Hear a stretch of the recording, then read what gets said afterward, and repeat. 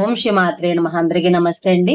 అందరూ కూడా అమ్మవారి అనుగ్రహంతో అందరము బాగుండాలని మనసారా అమ్మవారిని ప్రార్థిస్తూ ఉన్నాను. ఈ రోజున శ్రీ లలితా సహస్రనామ వివరణలోని 846 నుంచి నామమునైతే మనము విందాము. ఈ 846 నామము మంత్రసార. ఇది 4 అక్షరాల నామము. ఈ నామంతో అమ్మవారికి నమస్కరించేటప్పుడు మంత్రసారాయ నమః అని చెప్పాలి. మంత్ర అంటే మంత్రముల, సార అంటే సార రూపమైనది అని అర్థం. మననాత్ త్రాయతే ఇతి మంత్ర. మననము చేయటం వలన రక్షించున్నది మంత్రము అని దీని అర్థం. మంత్రము అంటే గోపనంగా, అంటే రహస్యంగా ఉంచడం. సృష్టి సమస్తం గోపనంగా ఉంది. చెట్లు చిగిర్చి ఆకులు వేయడం, మొగ్గలు పూయంగా మారడం, మొగ్గలు పువ్వులుగా మారడం, పువ్వు పిందెగా, పిందె కాయగా, కాయ పండుగా మారడం.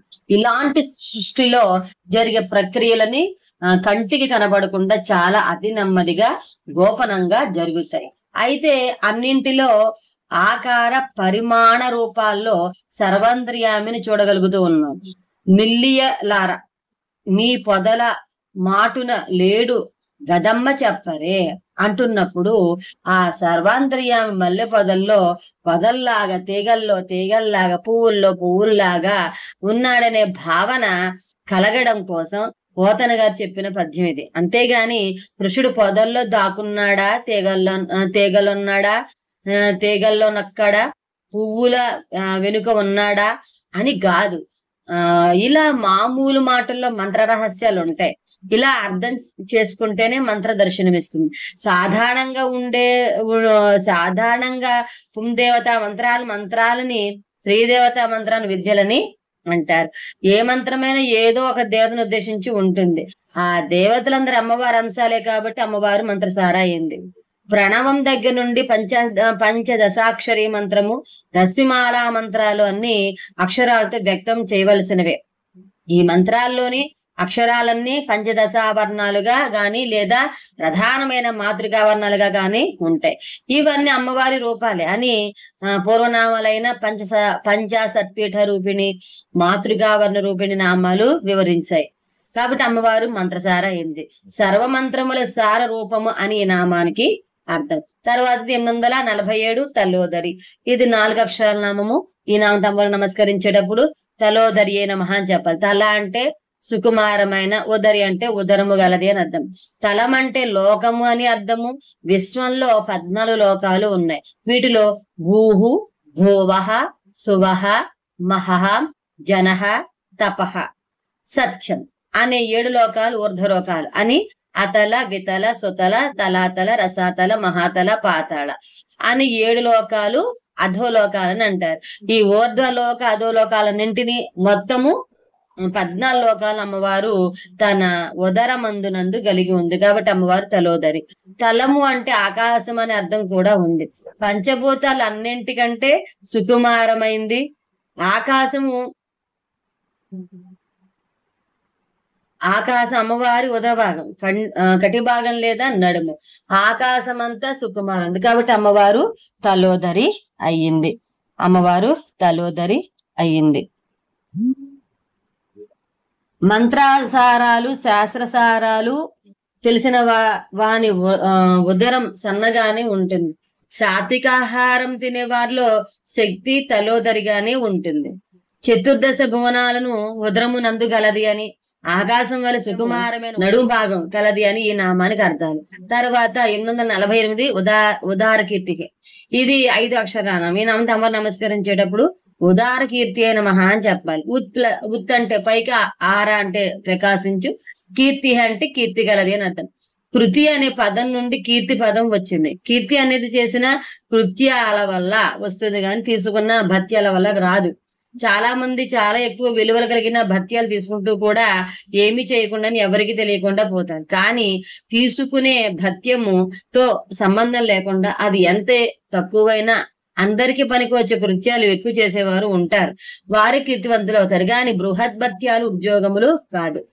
సూర్యుడు వేసవి కాలంలో జలాశయాల్లో నీరు తక్కువ పరిమాణంలోనే తీసుకున్న వర్షాకాలంలో కుండపోతగా నీటి మేఘాల ద్వారా గుమ్మరిస్తారు. అలానే రఘువంశరాజులు కూడా ప్రజల దగ్గర నుండి తక్కువ పన్నులు వసూలు చేసి అందరికీ కూడా ప్రతిగా వాళ్లకు ఎక్కువ సౌకర్యాలు కలిగజేసేవారు అని మహాకవి కాళిదాసు రఘువంశంలో చెప్తారనమాట.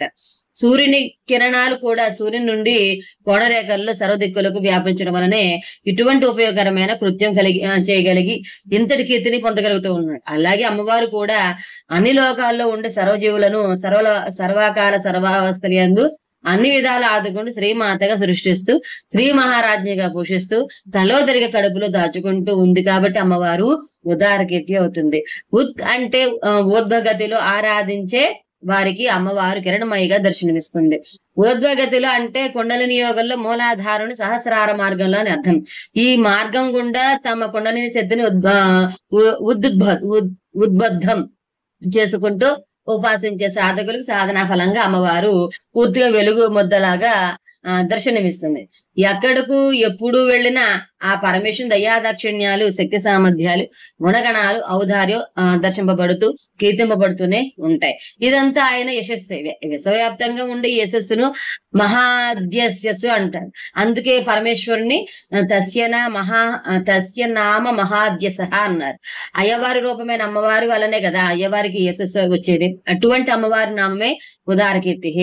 కోణరేఖల వలె పైకి ప్రకాశించే కీర్తి కలదని, సూర్యుని కిరణముల వలె వ్యాపించిన కీర్తి కలదని, కుండలిని శక్తిని ఉద్భవ మార్గంగా ఉద్బుద్ధం చేసుకుంటూ ఉపాసించు వారికి దర్శనమిచ్చు రూపమై భవనము అని అర్థము. అంతటా నిండిన కీర్తి కలదని ఈ నామానికి అర్థాలన్నమాట. తర్వాత 849 నామము ఉద్ధామ వైభవ. ఇది 6 అక్షరాల నామం. ఈ నామంతో అమ్మవారు నమస్కరించేటప్పుడు ఉద్ధామ వైభవాయ నమః అని చెప్పాలి. ఉద్ధామ అంటే ప్రతిభావంతమైన, వైభవ అంటే వైభవం కలది అని అర్థం. ఉదార కీర్తి కలది కాబట్టి అమ్మవారు ఉద్ధామ వైభవాన్ని కూడా అవుతుంది అనే విషయం తేలిగ్గానే అర్థమవుతుంది. కానీ ఈ నామంలో నిగూఢంగా మరికొన్ని కుండలని యోగపరమైన విషయాలు ఉన్నాయి.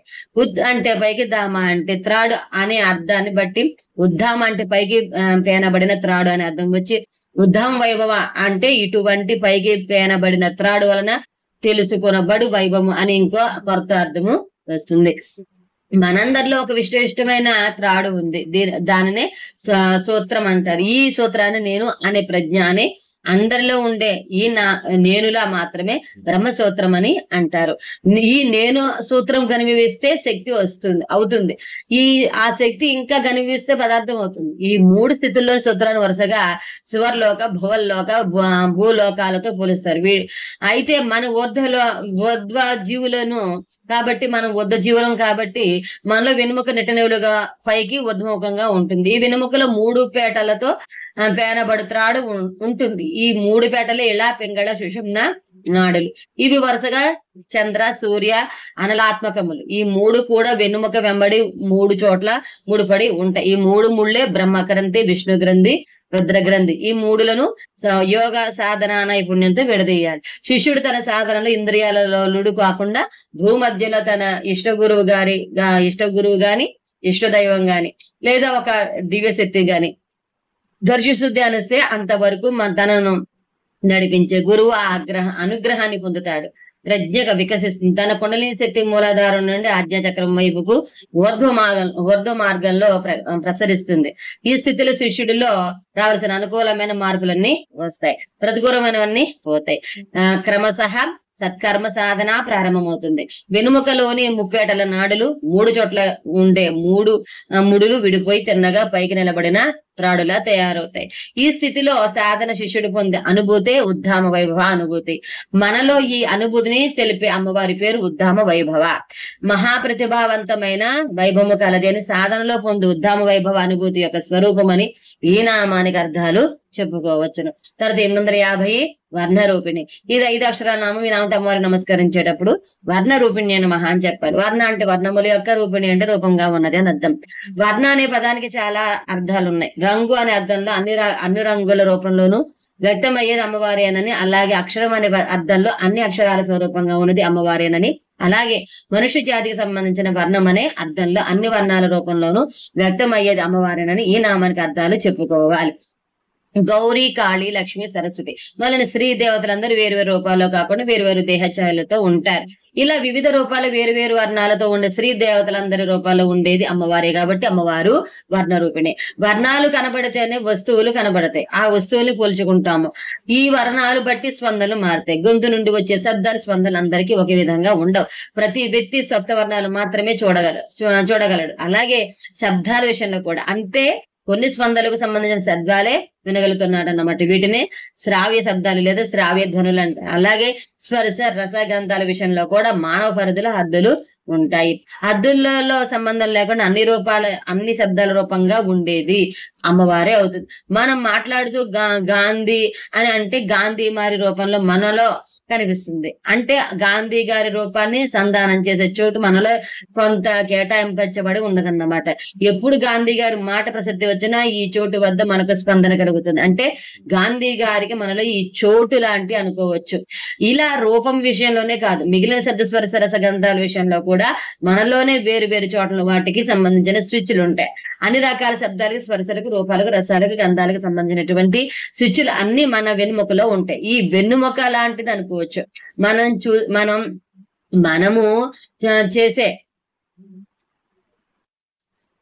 మనము చూసే రంగులు వాస్తవానికి రంగుల ప్రతిరూపాలే గాని రంగులు కావు.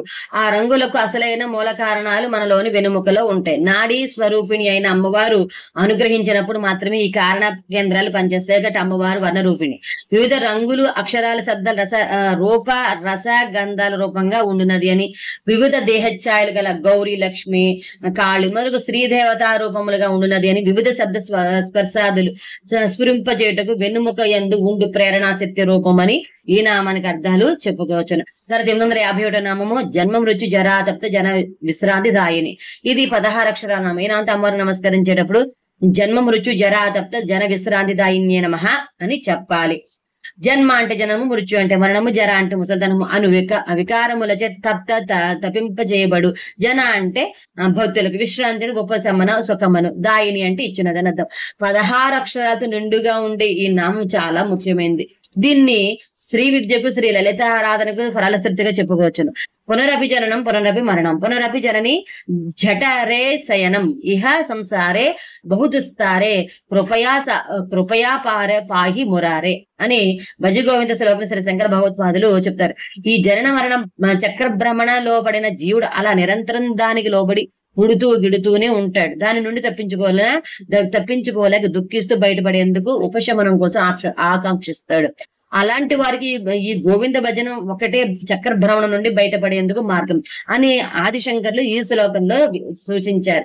ఈ సూచనలకు మూలం వ్యాసుల వారు వ్రాసిన లలితా సహస్రనామ స్తోత్రంలో ఈ నామం అని చెప్పుకోవచ్చు. ఎందుకంటే గోవింద రూపిణి ముకుంద నామంలో ఆయన ఆ గోవిందని రూపం అమ్మవారే కాబట్టి, అంటే ఈ జనన మరణ సంసార చక్ర భ్రమణం నుండి బయటపడాలంటే అమ్మవారిని భజించాలి అని చెప్పి వ్యాసుల వారు చూపించిన పరిష్కార మార్గాన్ని ఆదిశంకర్లు కూడా అనుసరించి అమ్మవారి రూపంలో ఉన్న గోవిందుని భజించి అని ఇంకొక రకంగా చెప్పి నిర్ధారించారనమాట. ఇంతకు పూర్వం చెప్పబడిన భవచక్ర ప్రవర్తిని, భవరోగగ్ని నామాలు పరస్పరం విరుద్ధంగా ఉన్నట్లుంటాయి. ఎందుకంటే జనన మరణ చక్రాల ప్రవర్తింపజేసేది అమ్మవారని భవచక్ర ప్రవర్తిని నామం చెప్తోంది. ఈ భవచక్రానుభవ రోగము పోగొట్టునది అని భవరోగగ్ని, భవనాశిని నామాలు చెప్తాయి. ఈ మూడు నామాల వివరణలో వైరుధ్యం కనబడుతుంది. ఈ విషయాన్ని చాలా సున్నితంగా అవగాహన చేసుకోవాలి. ప్రతి జీవికి ఇచ్చిన మొదటి జన్మ పవిత్రమైంది, కానీ మానవుడు మొదటి చేసిన అవిధేయత వల్ల ఇన్ని ఇబ్బందులు వచ్చాయి. ప్రకృతి సహజమైన ఆహార, నిద్ర, భయ మైథునాల యందు స్వేచ్ఛ కలిగి తన ఇష్టం వచ్చినట్టు ప్రవర్తించాడు. తత్ఫలితంగా జన్మ కర్మ బంధమైంది. కర్మబంధ ఫలితంగా జన్మలు కలుగుతూ ఉన్నాయి. మనము అంటాము ఫ్రీ విల్ అని, కానీ ఎంత చదివినా ఎంత నేర్చినా మనందరం ప్రకృతి బానిసలమే.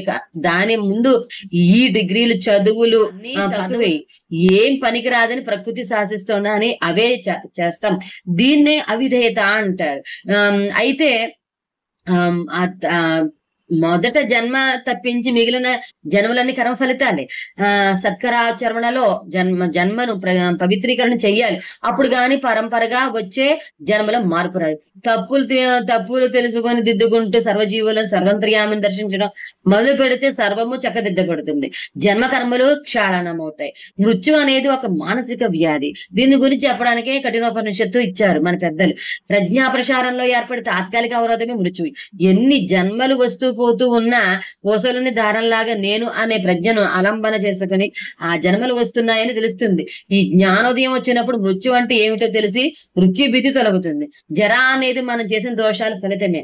ఆహార నిద్రాభయ మైథునాదులందు ఎంతెంత దుష్కర్మలు ఆచరించామో జరాస్థితి అంత దుర్భరం అవుతుంది. కాబట్టి ఈ జన్మ రుచి జరాబాధలు పూర్వదోషాల వలన కలుగుతాయి. వీటిలో తప్పించబడే భక్తులందరికీ మన తప్పులు తెలిసి సన్మార్గంలో జీవించేటట్లుగా జ్ఞానోదయం కలుగజేసి వారి జీవితాన్ని చక్కదిద్ది అమ్మవారు వారికి ఉపశమనాన్ని కలుగజేస్తుంది. ఒక సంస్థలో ఒక ఉద్యోగి వల్ల తప్పులు జరిగితే జరిమానాలు, జీతం తగ్గించడాలు, డిప్రోమోట్ చేయడాలు ఉంటాయి. చేసే తప్పులు ఎక్కువైన కొద్దీ ఈ బాధలు పెరుగుతాయి. ఇక ఈ ఉద్యోగి పైకి రావడం అంటూ ఉండదు. అదే సంస్థలు అదే విధంగా క్రింద మీద పడుతూ లేస్తూ తన జీవితాన్ని కొనసాగించవలసి వస్తుంది.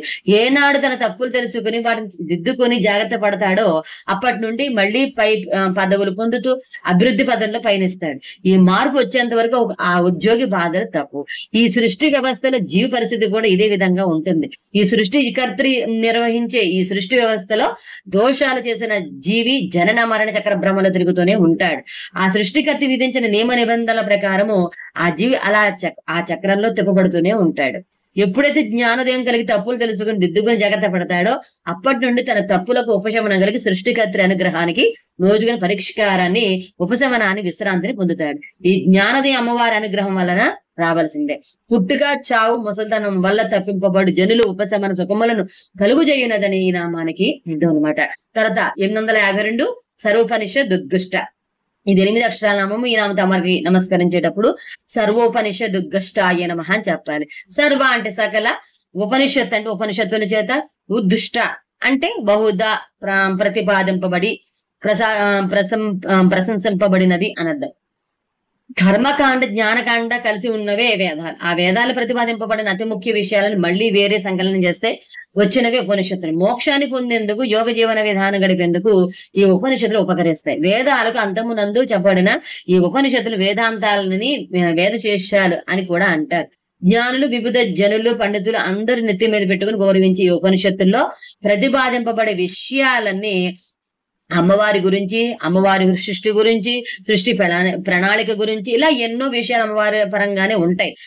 కేనోపనిషత్తు అని ప్రత్యేకంగా అమ్మవారి శక్తి సామర్థ్యాల గురించి వివరిస్తుంది. ఈ ఉపనిషత్తులు వేల సంఖ్యలో ఉన్నప్పటికీ అందరూ తప్పక చదవాల్సినవి ముఖ్యమైనవి అయిన ఉపనిషత్తులు 10 ఉన్నాయి. అవి ఈశ, కేన, కఠ, ప్రశ్న, ముండక, మాండుక్య, ఐతరేయ, తైత్రీయ, చాందోగ్య, బృహదారణ్య కోపనిషత్తులు.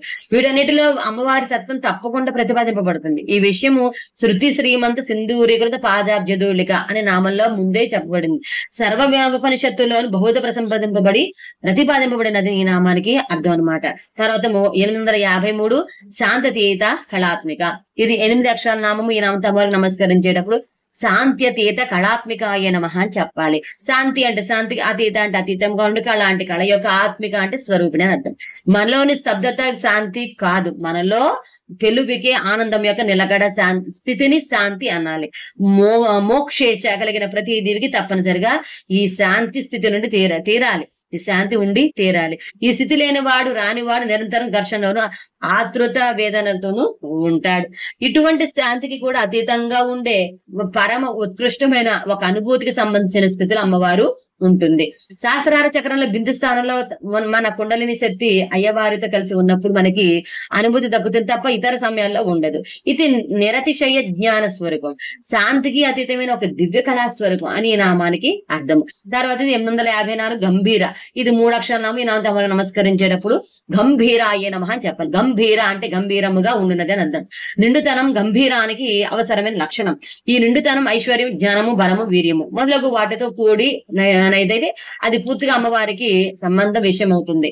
ఎంత అన్వేషించుకుంటూ పరిశోధించుకుంటూ పోయినా, ఎన్ని తెలుసుకుంటున్నా ఇంకా ఎన్నో రహస్యాలు ఉంటూనే ఉంటాయి. ఈ సృష్టిలో తెలిసిన దానికన్నా తెలియవలసిందే ఎక్కువ.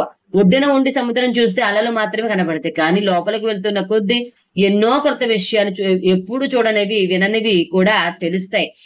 తెలిసిన వాటికన్నా తెలియనివి ఎన్నో ఉంటాయి. ఇలాంటి లక్షణాలు ఉంది కాబట్టి సముద్రాన్ని గంభీరంగా ఉందంటారు. అలాగే చోటు కూడా ఏమీ తెలియనట్లు అమాయకంగా ఎన్నో ఉన్న చోట్ల ఎన్నో విషయాలు ఈ చోట్ల ఉంటాయి. అంటే నిండుతనము, విషయపు లోతులు ఉన్న చోట గంభీరత ఉంటుంది.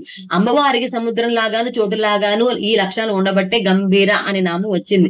ఈ చోటు గోడలో ఎంత లోతును వెళ్ళినా అమ్మవారే గురుత్వాకర్షణ కలిగి ఉంటుంది. ఇన్ని లక్షణాలున్న మన ఊహలకు, వాక్కులకు, చివరకు మనసుకు కూడా గోచరించేది కాదు. ఎంతో జ్ఞాన నిష్ఠతో ఉంటే ఆ గాని అమ్మవారు ద్యోతకం కాదు. నిండుతనం, విషయపులలో సముద్రంలాగా గంభీరంగా ఉండునది అని ఈ నామానికి అర్థాలన్నమాట. తర్వాత 855 గగనాంతస్థ. ఇది 5 అక్షరాల నామం. ఈ నామంతో అమ్మవారికి నమస్కరించేటప్పుడు గగనాంతస్థాయే నమః అని చెప్పాలి. గగనాంత అంటే ఆకాశమునందు, స్థ అంటే ఉండునది అని అర్థం. సముద్ర గాంభీర్యంతో పోల్చబడి గతనామంలో చోటు గోళంలోను లోతు లక్షణం కలిగినదిగా అమ్మవారు చెప్పబడితే, ప్రస్తుత నామలు ఆకాశ ఔన్నత్యంతో పోల్చబడి ఎంత ఎత్తుకైనా వెళ్ళగలుగు సూక్ష్మతమైన వికిరణాత్మక లక్షణం కలిగినదిగా చెప్పబడుతుంది. అంటే గత నామలో మనము అమ్మవారి స్థూల గంభీర లక్షణాన్ని, ఈ నామంలో అమ్మవారి సూక్ష్మ వికిరణ లక్షణాన్ని చెప్పడం జరిగిందనమాట. ఈ 2 లక్షణాలు కలిదే అమ్మవారికి. ఈ గగనం పూర్ణమైంది. దీన్నే పురాణంలో అదితి మూల ప్రకృతి అన్నారు. దీని నుండే సృష్టి యావత్తు వస్తుంది. ఈ చోటు గోడలు ఎంత ఎత్తుగా వెళ్ళని అమ్మవారే దర్శనమిస్తుంది. గగనం అంత విశాలమైంది మరొకటి లేదు. అమ్మవారు కూడా అంతే. ఉన్నతత్వంలోను, విశాల తత్వంలోను, సూక్ష్మత్వంలోను అమ్మవారు ఆకాశమనందు వలె అన్నింటికన్నా భిన్నంగా ఉండునదే అర్థం ఈ నామానికి. తర్వాత 856 గర్విత. ఇది 3 అక్షరాల నామం. ఈయనంతా అమ్మవారు నమస్కరించేటప్పుడు గర్వితాయ నమః అని చెప్పాలి. గర్విత అంటే గర్వము చెందినది అని అర్థం. రాగము, క్రోధము ఇవి అమ్మవారి ఆయుధాలను సూచించే లక్షణాలు. రాగము పాశానికి, క్రోధం అంకుశానికి అని చెప్పుకున్నాం. అలాగే గర్వము ఏకఛత్రాధిపత్యాన్ని, రాజ్య సాహసాంకారాన్ని సూచిస్తుంది. అమ్మవారి గర్వము పరమవశత్వాన్ని సూచిస్తుంది. వశం అయితే అంటే పరమేశ్వర వశంలో ఉన్న అమ్మవారు గర్వం పొందిన అదవుతుంది.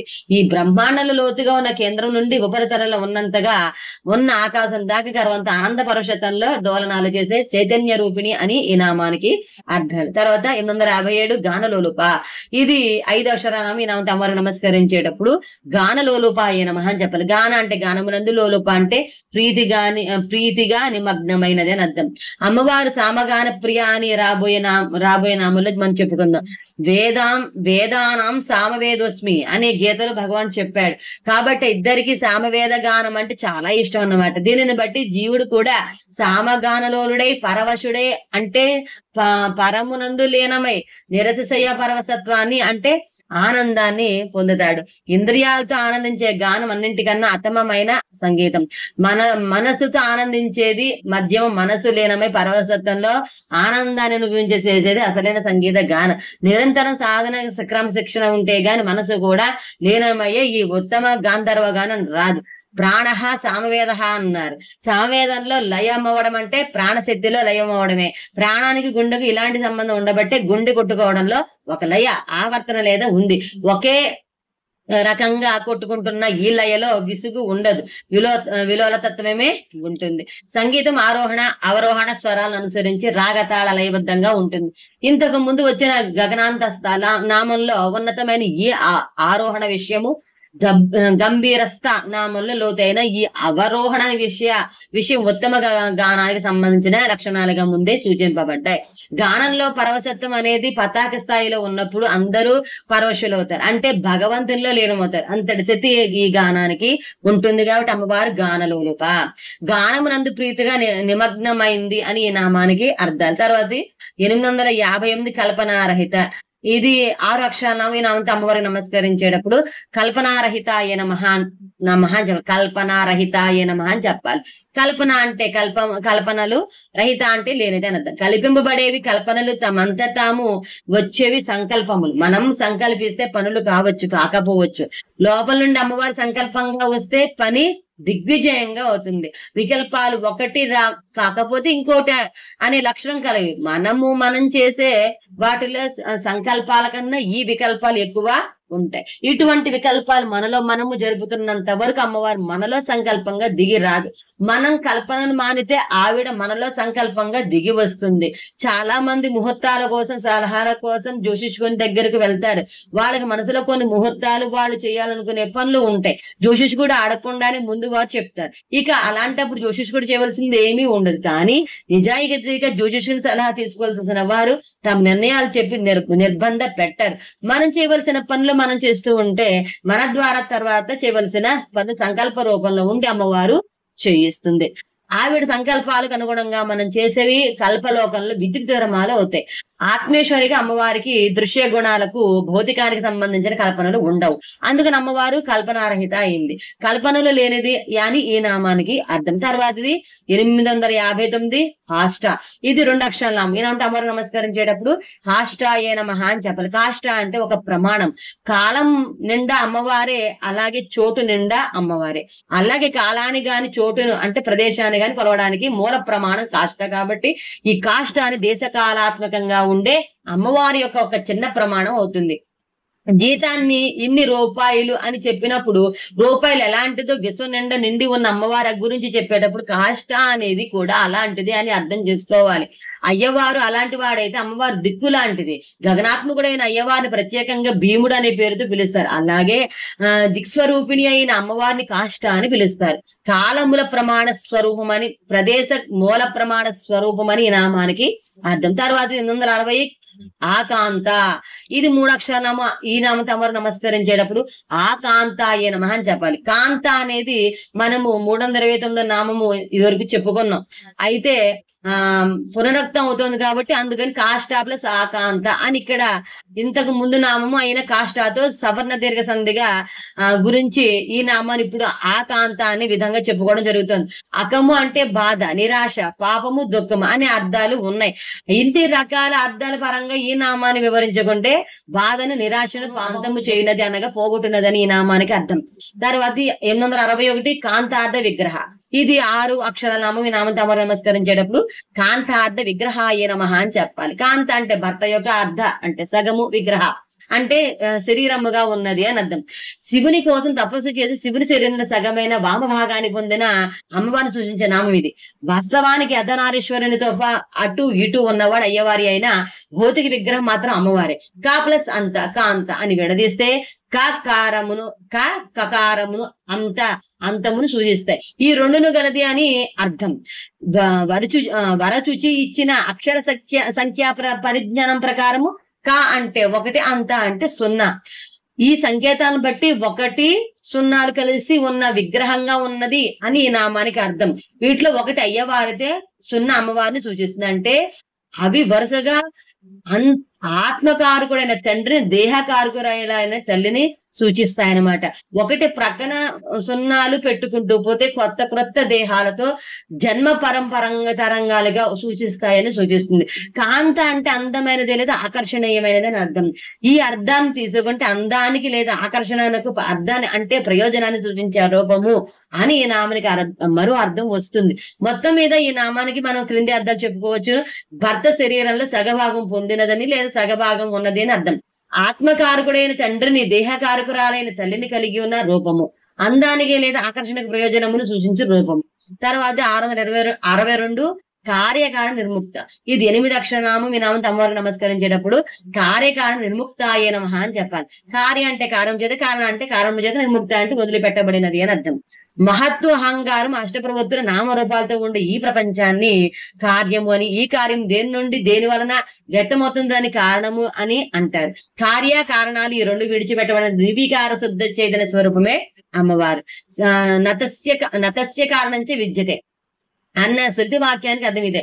అంటే కార్యకారణములతో నిమిత్తం లేనిది, కార్యకారణములచి విడిచిపెట్టబడినది అని ఈ నామానికి అర్థం అన్నమాట. తర్వాత 863 కామకేళి తరంగిత. 8 అక్షరాల నామం. ఈ నామంతో అమ్మవారు నమస్కరించేటప్పుడు కామకేళి తరంగితాయ నమః అని చెప్పాలి. కామ అంటే కాములు, కేళి అంటే క్రీడ విశేషములచే, తరంగిత అంటే పరంపరలుగా వచ్చు తరంగముల వంటిది అని అర్థం. కామకేళి అంటే వెంటనే మన్మథ క్రీడ అనే గుర్తుకు వస్తుంది. కానీ కామ అనే శబ్దానికి మన్మథుడే కాదు, కామేశ్వరుడు లేదా శివుడు అనే అర్థం కూడా ఉంది. ఈ కామకేళి 3 రకాలుగా ఉంటుంది. మహాకామము, సాంసారిక కామము, యోగ సంబంధమైన కామం. మన్మథుడు పుట్టిన తర్వాత స్త్రీ పురుష సంబంధమైన మన్మథ క్రీడ ఉంటుంది. కానీ మన్మథుడు పుట్టుక పూర్వం ఒక కామం ఉంది.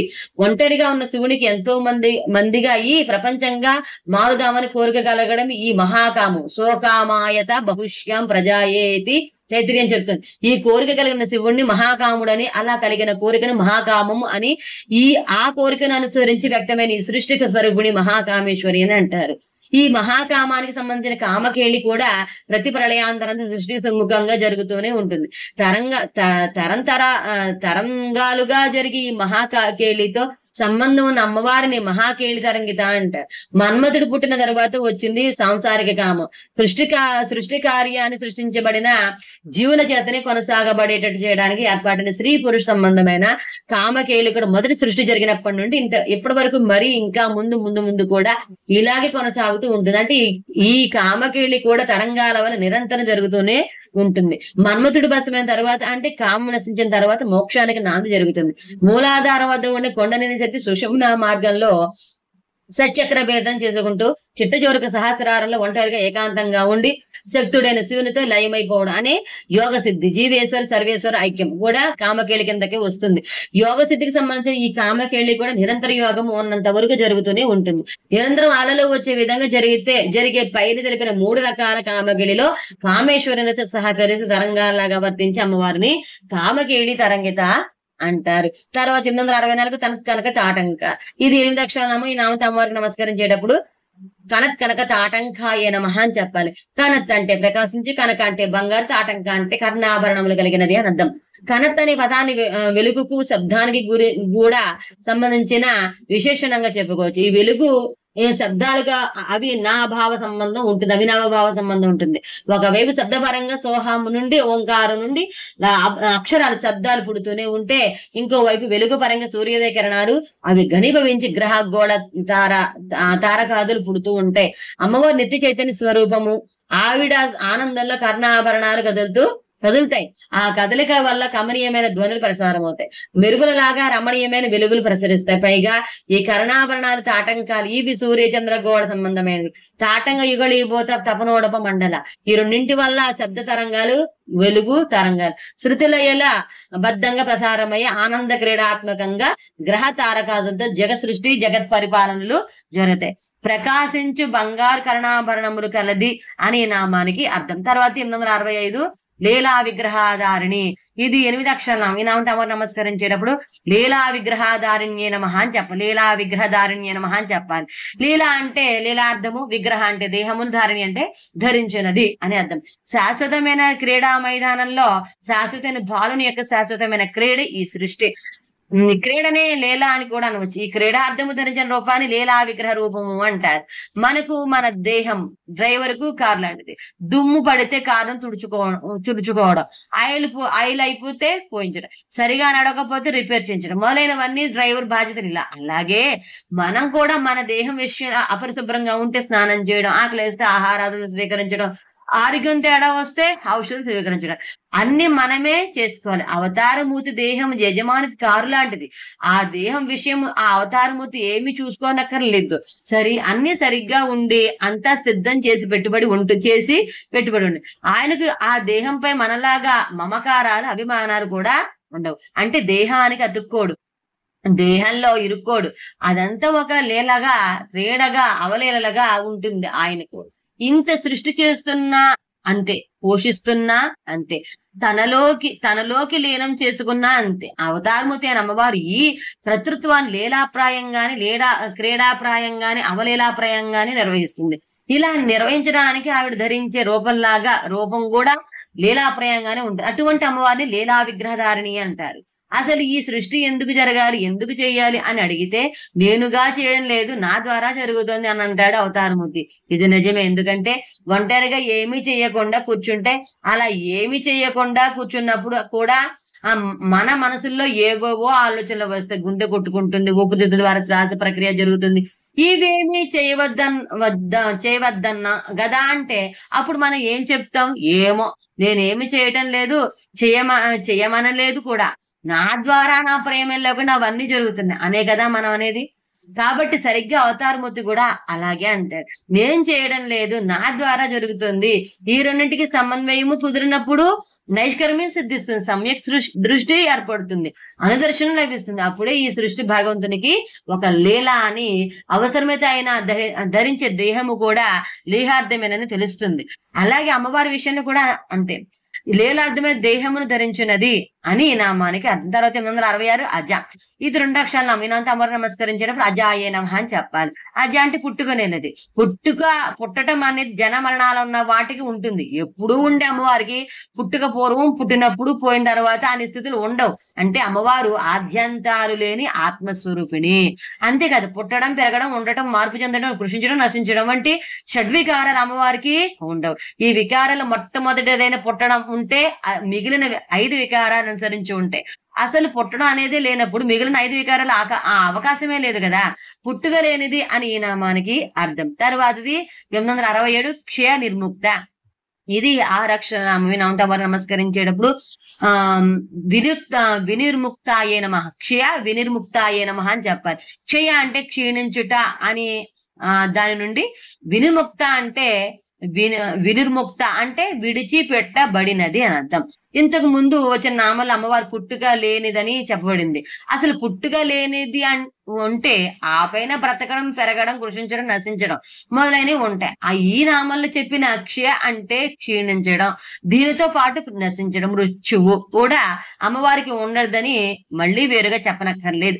క్షీణించడం అని దాని నుండి విడిచిపెట్టబడినది అనగా క్షీణించుట లేనిది అని ఈ నామానికి అర్థం అన్నమాట.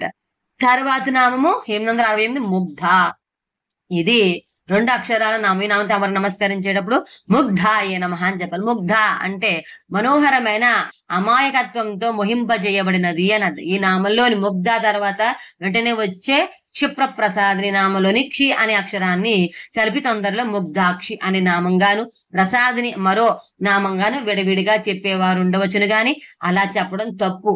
ముగ్ధ క్షిప్రప్రసాదిని అని విడదీయాలి. కొన్ని ప్రత్యేక లక్షణాలు ఉన్న కన్యను ముగ్ధ అంటారు. తరుణ వయస్సు వచ్చి మనోజ్ఞగా, మనోహరంగా, అందమైన రూపం ఉండి, ఇంకా మన్మత వికారాలు పూర్తిగా విప్పారని మనోభావాలు ఉండి, రాగద్వేషాలు లేని పిల్లల అమాయకత్వం ఉండి, చూడగానే ప్రసన్నగా, ప్రశాంతంగా, పరిమిత వాక్ సంభాషణలు చేసే లక్షణాలు ఉండాలి. ఇన్ని లక్షణాలు కూడా బలుక్కుని ఏ కన్యలో ఉంటాయో ఆ కన్యను ముగ్ధ అంటారు. అమ్మవారు చెప్పిన లక్షణాలు కలిగిన 16 ఏళ్ల తరుణిలాగా ఉంటుందిట. అంటే రాబోయే సృష్టి అనే పువ్వుకు ముందు ఉండే మొగ్గ వంటిది అన్నమాట. సంపూర్ణంగా విచ్చుకోవడానికి అన్ని అవకాశాలు ఇముడ్చుకొని ఉన్నదాన్ని ముగ్ధ అంటారు. దోహ దుగ్ధ ఎలా అయ్యాయో సరిగ్గా అలాగే మోహ ముగ్ధ అయింది. ముగ్ధ అంటే మోహింపజేయబడినది అని అర్థం. మనోహరమైన అమాయకత్వంతో మోహింపజేయబడినది అని ఈ నామానికి అర్థం. తర్వాత 869 క్షిప్రప్రసాదిని, ఇది 6 అక్షరాల నామము. ఈ నామం తమరు నమస్కరించేటప్పుడు క్షిప్రప్రసాదిన్యే నమః అని చెప్పాలి. క్షిప్ర అంటే శీఘ్రముగా, ప్రసాదం అంటే ప్రసన్నమగునది అని అర్థం. అమ్మవారి దగ్గర ఒక చక్కని గుణం ఉంది. ఆ లక్షణం మిగతా దేవతలతో ఉండకపోవచ్చు. అదేంటంటే మిగతా దేవత ఆరాధన వలన వెంటనే వారు ప్రసన్నం కాకపోవచ్చు, కానీ అమ్మవారిని అమ్మ అని పిలిచిన వెంటనే ఆ జన్మలోని ప్రసన్నమవుతుంది. పిల్లవాడు బాధతో అమ్మ అని పిలిచిన ముందు పరుగున వచ్చేది అమ్మ. అలాగే మన పట్ల జగజ్జనని కూడా వ్యవహరిస్తుంది. ఆర్తితో పిలిస్తే ప్రీతితో ఎదురుగా నిలుస్తుంది. అమ్మవారు మాట్లాడే అర్థం లాంటిది. నువ్వు నన్ను చూడు అంటే నువ్వు నన్ను చూడు అంటుంది. నువ్వు నన్ను విడవకు అంటే నువ్వు నన్ను విడవకు అంటుంది. శీఘ్రంగా ప్రసన్నమగునదని ఈ నామానికి అర్థం అనమాట. తర్వాత 870 అంతర్ముఖ సమారాధ్య, ఇది 8 అక్షరాల నామం. ఈ నామం తమరు నమస్కరించేటప్పుడు అంతర్ముఖ సమారాధ్యాయే నమః అని చెప్పాలి. అంతర్ముఖ అంటే అంతర్ముఖంగా, సమారాధ్య అంటే చక్కగా ఆరాధింపబడినది అని అర్థం. ఆరాధన 2 రకాలు, అంతర్ముఖం, బహిర్ముఖం. ఈ 2 రకాల ఆరాధన గురించి ఈ నామంలో, రాబోయే నామంలో మనం చెప్పుకుందాం. ఒక రకమైన ఆరాధనకైనా ముందు చిత్తశుద్ధి ఉండాలి. అందులో అంతర్ముఖారాధనకు తప్పనిసరిగా ఉండాలి. ఈ అంతర్ముఖారాధనలో భగవంతుడు ఎక్కడైనా ఉంటాడు, తనలో ఉన్నాడు కూడా అనే భావాన్ని ప్రాధాన్యం వహిస్తాయి.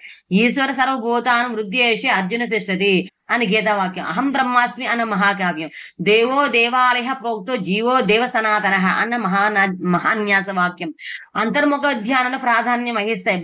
బాహ్య ప్రపంచం మీద దేహం మీద ధ్యాస నశించాలి. తనలోని ఆత్మకు ఆరాధించే దేవతకు సమైక్యత భావించి సత్వగుణ ప్రధానంగా అత్యంత శ్రద్ధతో నిష్ట కలిగిన బుద్ధితో మనలోని ఆత్మస్వరూపంగా ఉన్న అమ్మవారిని ఆరాధించడం అంతర్ముఖ సమారాధనము. సాధారణంగా బాహ్యంగా జరిపే షోడపచోర పూజలతో వచ్చే అంశాలని ఈ అంతర్ముఖ ఆరాధనలోనూ ఉంటాయి. కానీ అవన్నీ ఆధ్యాత్మిక భావనతో తనలోని ఆత్మేశ్వరిని ధ్యానిస్తూ తనకు సంబంధించిన సుగుణ గణ భావాలతో షట్చక్రయుక్త నాడీ మండలాన్ని సమన్వయపరుచుకుంటూ ఉద్వేగరహితంగా అత్యంత ప్రశాంతంగా జరిపే ఆరాధనగానే ఉంటుంది. ఈ అంతర్ముఖ సమారాధన షోడపసార పూజ ఎలా ఉంటుందో తైత్రీయోపనిషత్ గ్రంథాన్ని ఈ మా గురువులకు అంకితమిస్తూ చెప్తున్నారు. ఈ ఆయన రాసిన పద్యం అన్నమాట. ఇదే విధంగా కుండలి యోగ పరంగా అన్నింటికి సమన్వయం ఉంటే ఆ ఆరాధన అంతర్ముఖ సమారాధన అవుతుంది. చిత్తవృత్తిని అమ్మవారి వైపు మళ్లించి ఆరాధించడమే అంతర్ముఖ ఆరాధన. ఈ ఆరాధన అమ్మవారు ఎక్కడో ఉందని వెళ్ళవలసిన పని లేకుండా, లేకపోతే వెళ్ళలేకపోయామనే బాధ లేకుండా, పూజకు అవసరమై ద్రవ్యాలు లేవే అని చక్కగా ముందే సమకూర్చుకోలేదే అని మనం చేసే పూజ అందరూ చేస్తున్నారో లేదో అనే ధ్యాస ఇవేమీ ఉండవు. పరమ ప్రశాంతంగా నిశ్చలంగా సత్వగుణ ప్రధానంగా జరుగుతుంది. అమ్మవారికి ఈ రకమైన ఆరాధన చాలా ఇష్టం. అందుచేతనే వ్యాసుల వారు అంతర్ముఖ సమారాధ్య అన్న నామంలో సమారాధ్య చక్కగా హాయిగా ఆరాధింపబడేది అని మనకు సూచనప్రాయంగా తెలియజేశారు. శివానందల ఆదిశంకరు మొదట్లోనే వచ్చే గభీరే కాసారే నరత్వం దేవత్వం గుహాయం గేహేవా వటుత్వ గేహివా మొదలైన శ్లోకాల్లో ఈ అంతర్ముఖ సమారాధన గురించి చెప్తారు. ఒక విధంగా చెప్పాలంటే రుద్రాభిషేకంలోని మహాన్యాసం అంతా అంతర్ముఖ సమారాధన అవుతుంది. అంతర్ముఖంగా చక్కగా ఆరాధింపబడినది అని ఈ నామానికి అర్థం. తర్వాత 771 బహిర్ముఖ సుదుర్లభ. ఇది 8 అక్షరాలు. ఈ నామం తమరు నమస్కరించేటప్పుడు బహిర్ముఖ సుదుర్లభాయ నమః అని చెప్పాలి. బహిర్ముఖ అంటే బహిర్ముఖమైన అన్వేషణతో సాగే ఆరాధనతో, సుదుర్లభ అంటే లెస్సగా వశము కానిది అని అర్థం. ఆరాధనకు ఒక లక్ష్యము అవసరమని ప్రారంభించి ఆ లక్ష్యాన్ని తెలుసుకోవడం కోసం బాహ్య విషయాభిముఖమైన ఇంద్రియాలతో అన్వేషణ సాగిస్తూ విషయవాంఛలతో సతమతమై చివరకు ప్రాథమిక లక్ష్యాన్ని మరిచిపోయే విధంగా జరిపే బహిర్ముఖులైన ఆరాధకులకు అమ్మవారు వశమవడం దుర్లభం అని ఈ నామం చెప్తుంది. బహిర్ముఖులైన లౌకిక విషయం లోలరకు అమ్మవారు లభించదు. తనలోని ఆత్మేశ్వరి ఉండగా ఎక్కడో అమ్మవారు ఉందని అన్ని చోట్లకు అన్వేషిస్తూ వెళ్లే వారికి శ్రమ ఎక్కువగా ఉంటుంది. ఏ విధమైన ఆరాధనకైనా క్రమశిక్షణ, శ్రద్ధ, భక్తి ముఖ్యం. ఇవి ఉన్న వారికే సామర్థ్యం, చిత్కళ అనుభూతి దక్కుతాయి. కానీ సాధారణంగా ఎక్కువ మంది క్రమశిక్షణ దగ్గరే దిగబడిపోకుండా నిలబడిన వారు ఏదో విధంగా లక్ష్యాన్ని సాధిస్తారు. ఈ లక్ష్య సిద్ధి అంతర్ముఖులకు సులువుగా ఉంటుంది. బహిర్ముఖులకు అవరోధాలు, ఆటంకాలు, పతనాలు ఎదురై లక్ష్య సిద్ధి దూరం అవడమే కాదు దుర్లభమవుతుంది కూడా. ఈ నామము ద్వారా వ్యాసుల వారు హెచ్చరిస్తూ ఉన్నారు. బహిర్ముఖుల కడు దుర్లభమైనది అని ఈ నామానికి అర్థం అన్నమాట. తర్వాత 872 త్రయి. ఇది 2 అక్షరాలు. ఈ నామం తమరు నమస్కరించేటప్పుడు త్రయ్యే నమః అని చెప్పాలి. త్రయ్యి అంటే మూడింటి రూపము. ఋగ్వేద, సామవేద, యజుర్వేద త్రయాన్ని సరళంగా త్రయ్యి అంటారు. త్రయ్యి అంటే మూడింటికి సంబంధించినదా అని సూటి అర్థమైన సాధారణంగా ఆ మూడింటిని సామ యజుర్వేద త్రయానికి అన్వయిస్తారు. సామవేద శ్వాసకు సంబంధించింది, ఋగ్వేదం కంఠానికి సంబంధించింది, కంఠం నుండి వెలువడే వాక్యానికి దాని అర్థానికి సంబంధించింది, వేదాల సమన్వయంతో అంటే అధరణ వేదము దేహానికి సంబంధించింది. ఈ విధంగా ఈ వేదాలు మనతో సంబంధం కలిగి ఉన్నాయి. అంటే దేహానికి కారణమైన ఆత్మేశ్వరి ఋగ్వేద, యజుర్వేద, సామవేద సమన్వయమైంది. ఈ విభజన తెలుపుతుంది అనమాట. ఈ విషయము దేవి పురాణంలో కూడా ఉందన్నమాట. ఋగ్వేద, సామవేద రూపంలో ఉండే దేవి ఆధ్యాత్మిక వాంగ్మయ గ్రంథాలు త్రయ అని చెప్పబడింది అని అర్థం అనమాట. ఈ 3 వేదాలు ప్రారంభాక్షరాలు మరో ముఖ్యమైన విషయాన్ని కూడా సూచిస్తాయి. సామవేదము అకారంతోను ప్రారంభమవుతుంది, ఋగ్వేదము అకారంతోను ప్రారంభమవుతుంది, ఇంకా యజుర్వేదం ఈ కారంతో ప్రారంభమవుతుంది. అంటే ఈ 3 వేదాల ప్రారంభ అక్షరాల కలిక ఆ ప్లస్ ఈ అవుతుంది. చివరి అక్షరాల కలిక ఆ ప్లస్ ఏ అవుతుంది, గుణసంధి. ఇప్పుడు మొదటి అక్షరం ఆతోను ఈ ఏ కలిసినప్పుడు వృద్ధి సంధి వలన ఐ అవుతుంది. ఈ 3 వేదాలు సూచించే 3 అక్షరాల మధ్య ఈ విధమైన సంధి సూత్రాల ఫలితాలను బట్టి ఏర్పడే ఐ అక్షరాన్ని మంత్రశాస్త్రంలో వాగ్భవబీజము అంటారు. ఈ వాగ్భవబీజము జ్ఞాన స్వరూపిణి, వాగ్దేవి స్వరూపిణి అయిన అమ్మవారిని సూచిస్తుంది. కాబట్టి అమ్మవారు త్రయి అయింది. త్రయి అంటే 3 వేదాల సమన్వయ స్వరూపిణి గాని కాకుండా గాహస్పత్య, ఆహవనీయ, దక్షిణాగ్ని నామాలు సూచించే త్రేతాగ్ని సమన్వయ స్వరూపిణి అని, అలాగే భూహు భోహ సువహ అనే త్రివ్యాహృతుల సమన్వయ స్వరూపిణి అని, సోమ సూర్యాగ్ని సమన్వయ స్వరూపిణి అని కూడా గ్రహించవచ్చును. కానీ త్రయి అనే పదం సాధారణంగా ఋగ్వేద, సామవేద, యజుర్వేదాలకి ఉపయోగిస్తారు. ఋగ్వేద, యజుర్వేదాలకి ఉపయోగిస్తారు. ఋగ్వేద, యజుర్వేదాల సమన్వయ స్వరూపిణి అని ఈ నామానికి అర్థాలన్నమాట. తర్వాత 873వ నామము త్రివర్గ నిలయ. ఇది 6 అక్షరాల నామము. ఈ నామంతో అమ్మవారికి నమస్కరించేటప్పుడు త్రివర్గ నిలయాయ నమః అని చెప్పాలి. త్రివర్గ అంటే 3 వర్గములు, నిలయ అంటే నిలయముగా గలది అని అర్థం. త్రయి అనే పదము చేత 3 భేదాలను సూచించినట్లే త్రివర్గం అనే పదాన్ని పురుషార్థాల్లోని ధర్మార్థ కామ వర్గాన్ని సూచించడానికి ఉపయోగిస్తారు. అయితే మోక్షంతో కలిసి పురుషార్థాలు 4 కదా అని అనుమానం రావచ్చును. పురుషార్థాలు 4 అయినా ఆ 4ని సాధించడానికి 4 ప్రయత్నాలు అక్కర్లేదు. ధర్మార్థ కామాల సమన్వయం తిన్నగా సాధింపబడితే 4వది అయిన మోక్షము దానంతటదే వస్తుంది. వాటి సమన్వయం తిన్నగా సాధింపకపోతే మోక్షం రాదు. అందుచేత త్రివర్గాలంటే పురుషార్థాలు మొదటి 3 అయిన ధర్మార్థ కామాలుగా చెప్పుకుంటే చాలు. ఈ ధర్మార్థ కామ మోక్షాల గురించి పురుషార్థ ప్రద అన్న మనము 297 నామంలో విన్నాం. మొదటి 3 పురుషార్థ వర్గాల గురించి ఈ భాగంలో కూడా త్రివర్గదాత్రి అన్న 760 నామ వివరణలో పూర్తిగా చెప్పబడింది. కాబట్టి ఆ వివరణలు మళ్ళీ ఇప్పుడు ఒకసారి చదువుకుంటే బాగా అర్థమవుతుంది. ఒక త్రివర్గం అంటే పురుషార్థ త్రయం కాకుండా కాలపరంగా భూత భవిష్యత్ వర్తమానాలు గుణపరంగా, సత్వ రజస్తమో గుణ లోకపరంగా, భూర్భవస్వర లోకాలు వాక్షరపరంగా ఆ ఊ మా అక్షర వర్గంగా అని కూడా చెప్పుకోవచ్చు. పైన తెలిపిన 3 వర్గంగా ఉన్న వాటి ఎందు తన స్థానము గలది అగుట వలన ఆ అమ్మవారు త్రివర్గ నిలయ. ధర్మార్థ కామం మొదలగు త్రివర్గం నందు ఉండునది అని ఈ నామానికి అర్థం. తర్వాత 870 త్రిస్త్ర. ఇది 2 అక్షరాల నామం. ఈ నామంతో అమ్మవారికి నమస్కరించేటప్పుడు త్రిస్థాయే నమః అని చెప్పాలి. త్రిస్థా అంటే 3గా ఉండునది అని అర్థం. అమ్మవారిని రేఖాగణితాత్మకంగా సంకేతించాలంటే త్రిభుజాన్ని ఎన్నుకోవాలి. అమ్మవారికి సంబంధించిన శ్రీచక్రంలో గాని మరి ఏ ఇతర శ్రీ దేవతా చక్రంలో గాని ప్రధానంగా ఉండేవి త్రిభుజాలే. ఈ త్రిభుజాల సంఖ్యలోని వాటి అమరికలో తేడా ఉంటుందేమో తప్ప అన్నింటిలోని త్రిభుజాలు ఉంటాయి. త్రిభుజంగా అమ్మవారిని సూచించడంలో ఒక ప్రత్యేకత ఉంది. అమ్మవారికి సంబంధించినవి, అమ్మవారిపై ఆరాధింపబడినవి అన్ని 3 వర్గంగానే ఉంటాయి. ఉదాహరణకు త్రిలోకాలు, త్రిగుణాలు, త్రేత్రాగులు, త్రినాడు, త్రివేదాలు, త్రిమూర్తులు, త్రిస్థానములు, తార, మధ్యమ మంత్రాలు, అవస్థాత్రయం, పురుషార్థత్రయము, కాలత్రయము, ఇలా 3గా ఉన్న వాటిని 3 సూచనలు సూచించడానికి త్రిభుజం చాలా అనువుగా ఉంటుంది. అందుకని అమ్మవారిని సూచించడానికి త్రిభుజాన్ని యంత్రంగా ఎన్నుకున్నారు.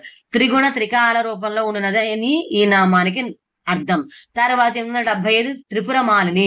ఇది 6 అక్షరనామం. ఈ నామంతో అమ్మవారిని నమస్కరించేటప్పుడు త్రిపురమాలిని నమః అని చెప్పాలి.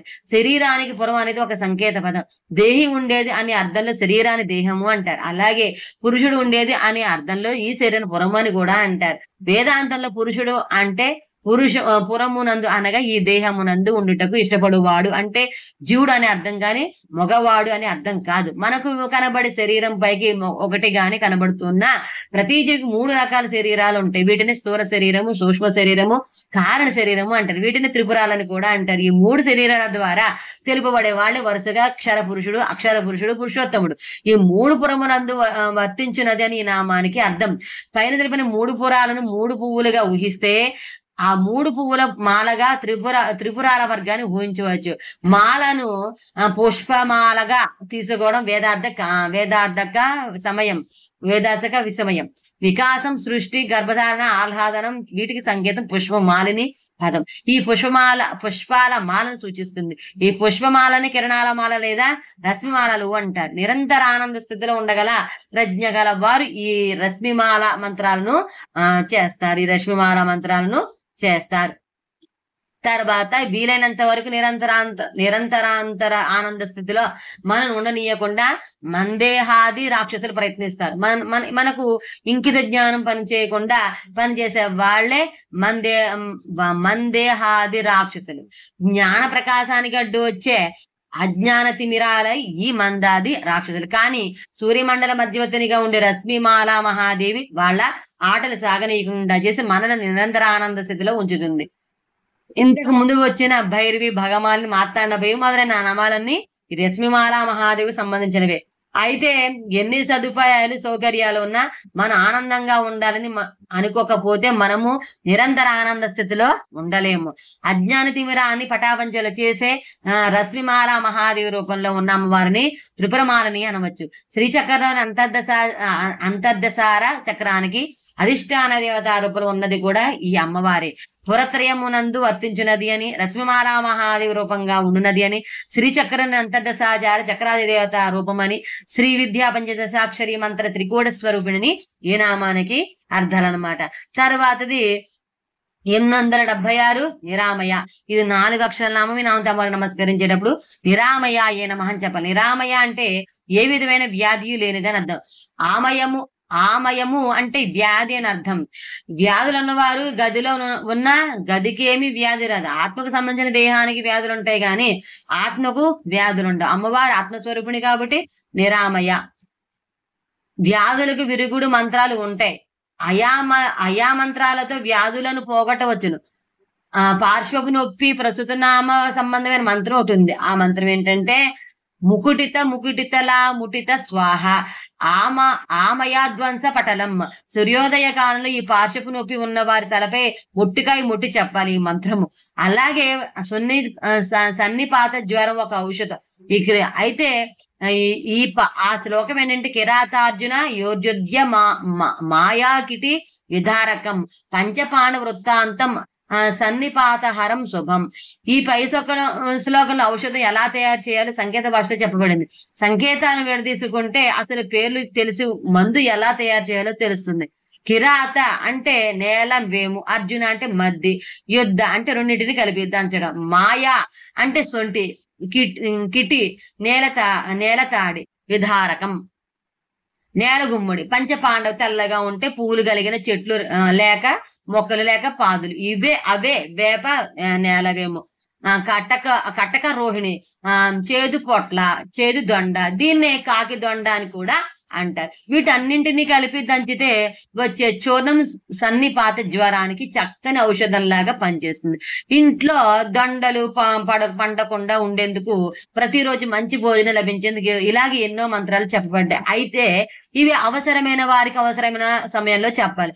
అయితే నాస్తిక పాషండ మలసహిత మతులకు ఈ మంత్రాలు చెప్పకూడదు, చెప్పినా పని చేయమని చెప్తూ ఉన్నారు. ఏ విధమైన వ్యాధు లేనిది అని నామానికి అర్థం అనమాట. తర్వాత 877 నిరాలంబ. 877 నిరాలంబ. ఇది 4 అక్షరాల నామము.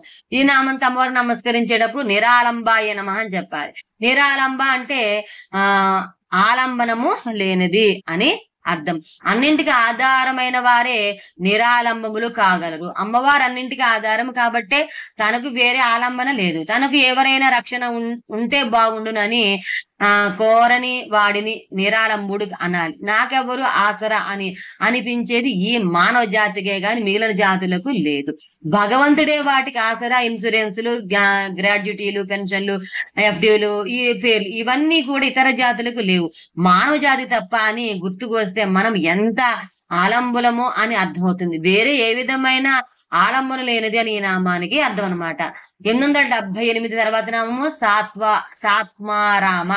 ఇది 4 అక్షరాల నామం. ఈ నామం తమరు నమస్కరించేటప్పుడు సాత్మారామాయ నమః అని చెప్పాలి. స్వ ప్లస్ ఆత్మ రామ, సాత్మారామ. సర్వజీవుల ఆత్మల యందు వహించున్నది అని అర్థం.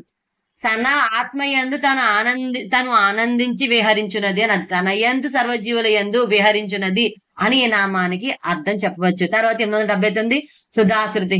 ఇది 4 అక్షరాల నామం. ఈ నామం తమరు నమస్కరించేటప్పుడు సుధాశృతి నమః అని చెప్పాలి. సుధా అంటే అమృతములు, శృతి అంటే ప్రసవించున్నది అని అర్థం. యోగ సాధన ప్రక్రియలో కుండలిని శక్తి అని అమ్మవారు సుషుమ్నామాగ్రాన్ని అనుసరించి షట్చక్రాలను ప్రచోదన చేసి బ్రహ్మ, విష్ణు, రుద్ర గ్రంథులు విభేదన చేసి చిట్ట చివరకు సహస్రార కమలం చేరుతుంది. ఈ సహస్రార కామల కర్ణిక పూర్తిగా చంద్ర మండలమే. ఈ చంద్రమండలం అత్యంత శీలంగా ఘనస్థితిలో ఉంటుంది. సహజంగా అగ్నితత్వమైన కొండని శక్తి అనే అమ్మవారు ఘనస్థితిలో శీతలంగా ఉండే చంద్రమండలాన్ని చేరంగానే ఆ ఘనస్థితి కలిగి ద్రవస్థితి పొందుతుంది. అలా ఆ ద్రవస్థితిలోకి వచ్చిన చంద్రుని వెన్నెలే అమృతం అంటారు. ఇలా అమృతత్వాన్ని పొందుతుంది కాబట్టి దీన్ని సుధా సింధు అన్నారు. సహస్రాల్లో చేరిన అమ్మవారి పాదస్పర్శ వలనే ఇవన్నీ జరిగేది. అమ్మవారి పాదస్పర్శ వలన ద్రవించిన అమృతము సహస్రాల నుండి ధారాపాతంగా వర్షింపబడుతుంది. ఈ అమృత వర్షాన్ని సుధాసారము అంటారు. ఇలా సుధా వర్షాన్ని కురిపించే అమ్మవారికి సుధాశృతి అనే పేరు వచ్చింది.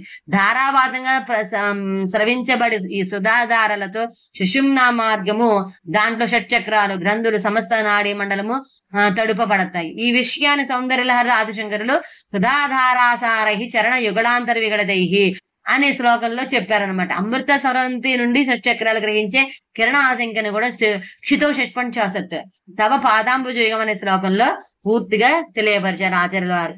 అమ్మవారి అగ్నితత్వము చంద్రునికి శీతలత్వము కలవగా వచ్చిన అమృతము చేత తడుపబడిన శరీరం అంతటికి ఒక సంతులనత చేకూరి ఆరోగ్యవంతంగా ఉంటుంది.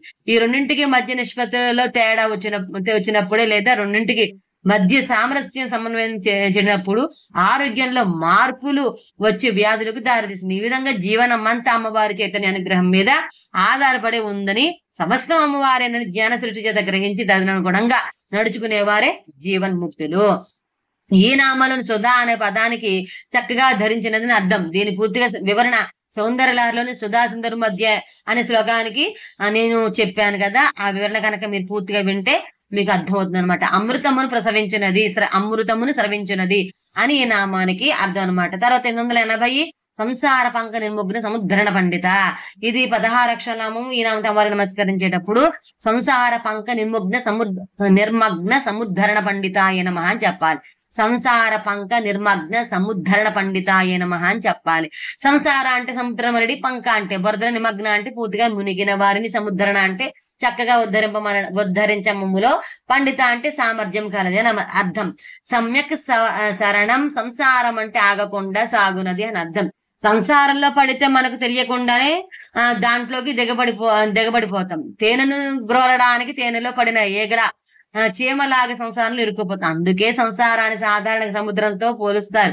సంసారం సాగరం దుఃఖం తస్మాత్ జాగ్రత్త అన్నారు. సంసార సాగరంలో కూరుకుపోయిన వారు ఉద్ధరింపబడాలంటే అమ్మవారి శరణ్యం అని కూర్మపురాణంలో చెప్పి ఉన్నారన్నమాట. ఏ మనాగపి సర్వాణిం స్మరతి శరణార్థిన దుస్తార పార సంసార సాగరేన పతంతితే. అమ్మవారికి శరణాగతి చెందిన వారు దుస్సరమైన సంసార సాగరంలో పడడు అని శ్లోకార్థం చెప్పబడుతుంది. ప్రస్తుత నామంలో కూడా ఇదే విషయం చెప్పబడింది. కాకపోతే సంసారాన్ని సాగరంతో పోల్చడం బదులు బురదతో పోల్చారు, అంతే తేడా. చక్కటి బురదలో ఊబిలోను దిగిపోయిన వారు ఒక కాలు ఎత్తి బయటపడడానికి ప్రయత్నిస్తే రెండో కాలు క్రిందగా తన్ని పెట్టడం వల్ల మరింత దిగబడిపోతారు. పోని రెండో కాలు పైకి ప్రయత్నిస్తే మొదటి కాలు నేలపై మరింత దిగబడిపోతుంది. ఒక విధంగా ఒకదాని తర్వాత ఒకటి దిగబడుతూనే ఉంటుంది. దీనికి విముక్తి ఉండదు. బయట నుండి ఎవరైనా హెలికాప్టర్ లేదా క్రేన్ లాంటి సాధనం ఉపయోగించి బయటకు లాగాల్సిందే.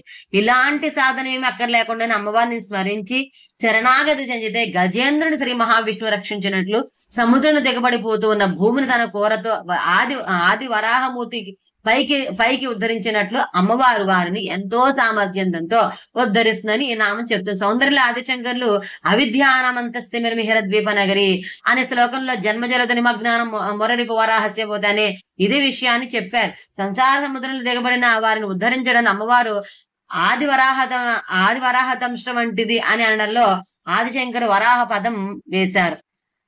ఈ వరాహ పద ఔచిత్యం ఏమిటో తెలియాలంటే విశుక్ర ప్రాణహరణ వారాహి వీరేనందిత అనే 76వ నామం గురించి మనం వింటే పూర్తిగా తెలుస్తుంది అనమాట. మనం ఏం చేస్తే బొందలో పడతామో చెప్పడానికి మనకు ఇబ్బందులు, కష్ట నష్టాలు వస్తాయి, కానీ మనపై పగతో వాటిని ప్రకృతి కల్పించినవి కావు. అవి మాత్రం తెలుసుకోవాలని మాత్రం మనం తెలుసుకోవాలి. సంసారం అనే బురదలో పూర్తిగా దిగబడిపోయిన వారిని చక్కగా ఉద్ధరించడానికి సామర్థ్యం కలది అని ఈ నామానికి అర్థం అనమాట. తర్వాత 881 యజ్ఞప్రియ. ఇది 4 అక్షరనామం. ఈ నామంతో అమ్మవారిని నమస్కరించేటప్పుడు యజ్ఞప్రియాయ నమః అని చెప్పాలి. 10 మందికి ఉపయోగపడే పనిని యజ్ఞం అంటాం.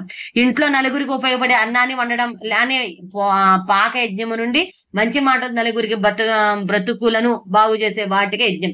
ఊళ్ళో అంటువ్యాధులు ప్రబలకుండా చేసే క్రతువులు, అతివృష్టి నుండి అనావృష్టి నుండి కాపాడబడి దేశం సుభిక్షం అవటం కోసం చేసే క్రతువులు, దేశ సౌభాగ్యం కోసం, ప్రపంచ శాంతి కోసం చేసే మహత్కార్యాలని యజ్ఞాల క్రిందకే వస్తాయి. ఈ ప్రక్రియలో పరోపకారానికి ప్రాధాన్యం ఉంటుంది. ప్రకృతి స్వరూపిణి అయిన అమ్మవారు ఇలాంటి వాటిని ఎన్నో ఈ ప్రపంచంలో ఏర్పాటు చేసింది.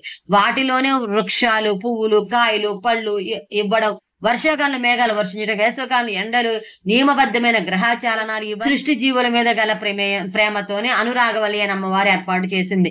ఇవన్నీ ఆమె దృష్టిలో యజ్ఞాలే. లోకోపకార లక్ష్యం కలిగిన ఇలాంటి యజ్ఞాలంటే అమ్మవారికి చాలా ఇష్టం. అందుకని అమ్మవారు యజ్ఞప్రియ. దేవ పితృభూత మనుష్య బ్రహ్మ యజ్ఞాలు, ఏకాహాలు, సప్తాహాలు, చండీయాగాలు, రుద్రయాగాలు దగ్గర నుండి సత్రయాగాల దాకా ఎన్నో పరిమితుల్లో ఈ యజ్ఞాలు ఉంటాయి. ఇవన్నీ అమ్మవారికి చాలా ఇష్టమైనవే. ఒకవేళ ఎవరైనా తిక్కగా ఇవన్నీ ఎందుకు జరగాలి అని ప్రశ్నిస్తే, ఇవన్నీ ఎందుకు జరగకూడదు అని ఎదురు ప్రశ్న వేస్తుంది అమ్మవారు. అంతేకాదు, నేనేం చెయ్యాలో నాకు సంబంధించినది, కానీ నువ్వు అలా సలహాలు చెప్పడం, సూచనలు వేయడం అవసరం లేదు అని అంటుంది కూడా. ఆవిడకు సలహాలు ఇవ్వాలంటే ఆవిడ చేసిన సృష్టికి పూర్వమే మనం ఉండాలి అని, అది కుదరదు కాబట్టి సలహాలు ఇవ్వడం అవివేకం అవుతుంది. మంచి పనులు ఎందు ఇష్టం కలిగినది అని ఈ నామానికి అర్థం అనమాట. తర్వాత 882 యజ్ఞకర్త్రి. ఇది 4 అక్షరం. ఈ నామంతో అమ్మవారు నమస్కరించేటప్పుడు యజ్ఞకర్తి అయిన మహా అని చెప్పాలి. యజ్ఞాలు చేయడం అనడం తేలికే.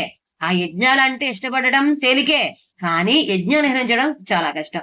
కానీ అమ్మవారి క్రిందటి నామలు చెప్పినట్లు ఈ సృష్టి విధానంలోని ఎన్నో యజ్ఞతుల్యమైన ప్రక్రియను ఇమిడ్చింది. అందుకని అమ్మవారి యజ్ఞప్రియ. ఒకటే కాకుండా యజ్ఞకర్తి కూడా.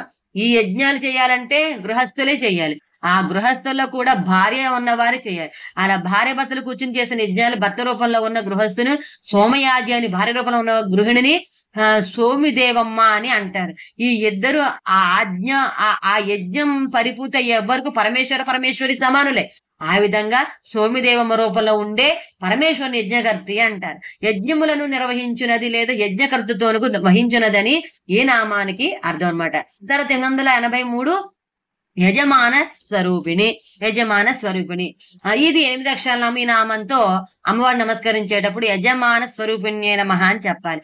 యజమాన అంటే యజ్ఞము చేయువాని, స్వరూపిణి అంటే స్వరూపముగా ఉన్నది అని అర్థం. ఏ పని చేయడానికైనా ముందు సంకల్పం కలుగుతుంది. అలాగే యజ్ఞం చేయబోయే ముందు గృహస్థులకు ఆ యజ్ఞం చేద్దామన్న సంకల్పం కలుగుతుంది.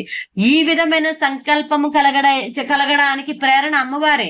ఇలా యజమాని బుర్రలో యజ్ఞం జరగాలి అనే సంకల్పం ఒక్క రూపంలో ఉండి యజమాని చేత యజ్ఞకర్తృత్వాన్ని వహింపజేయడము కోసం యజమాని రూపంలో ఉన్న అమ్మవారిని యజమాన స్వరూపిణి అంటారు.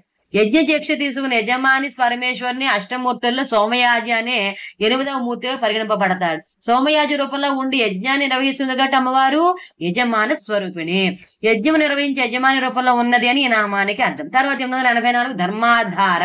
ఇది 4 అక్షరాల ఈ నామంతో అమ్మవారు నమస్కరించేటప్పుడు ధర్మాధారాయ నమః అని చెప్పాలి.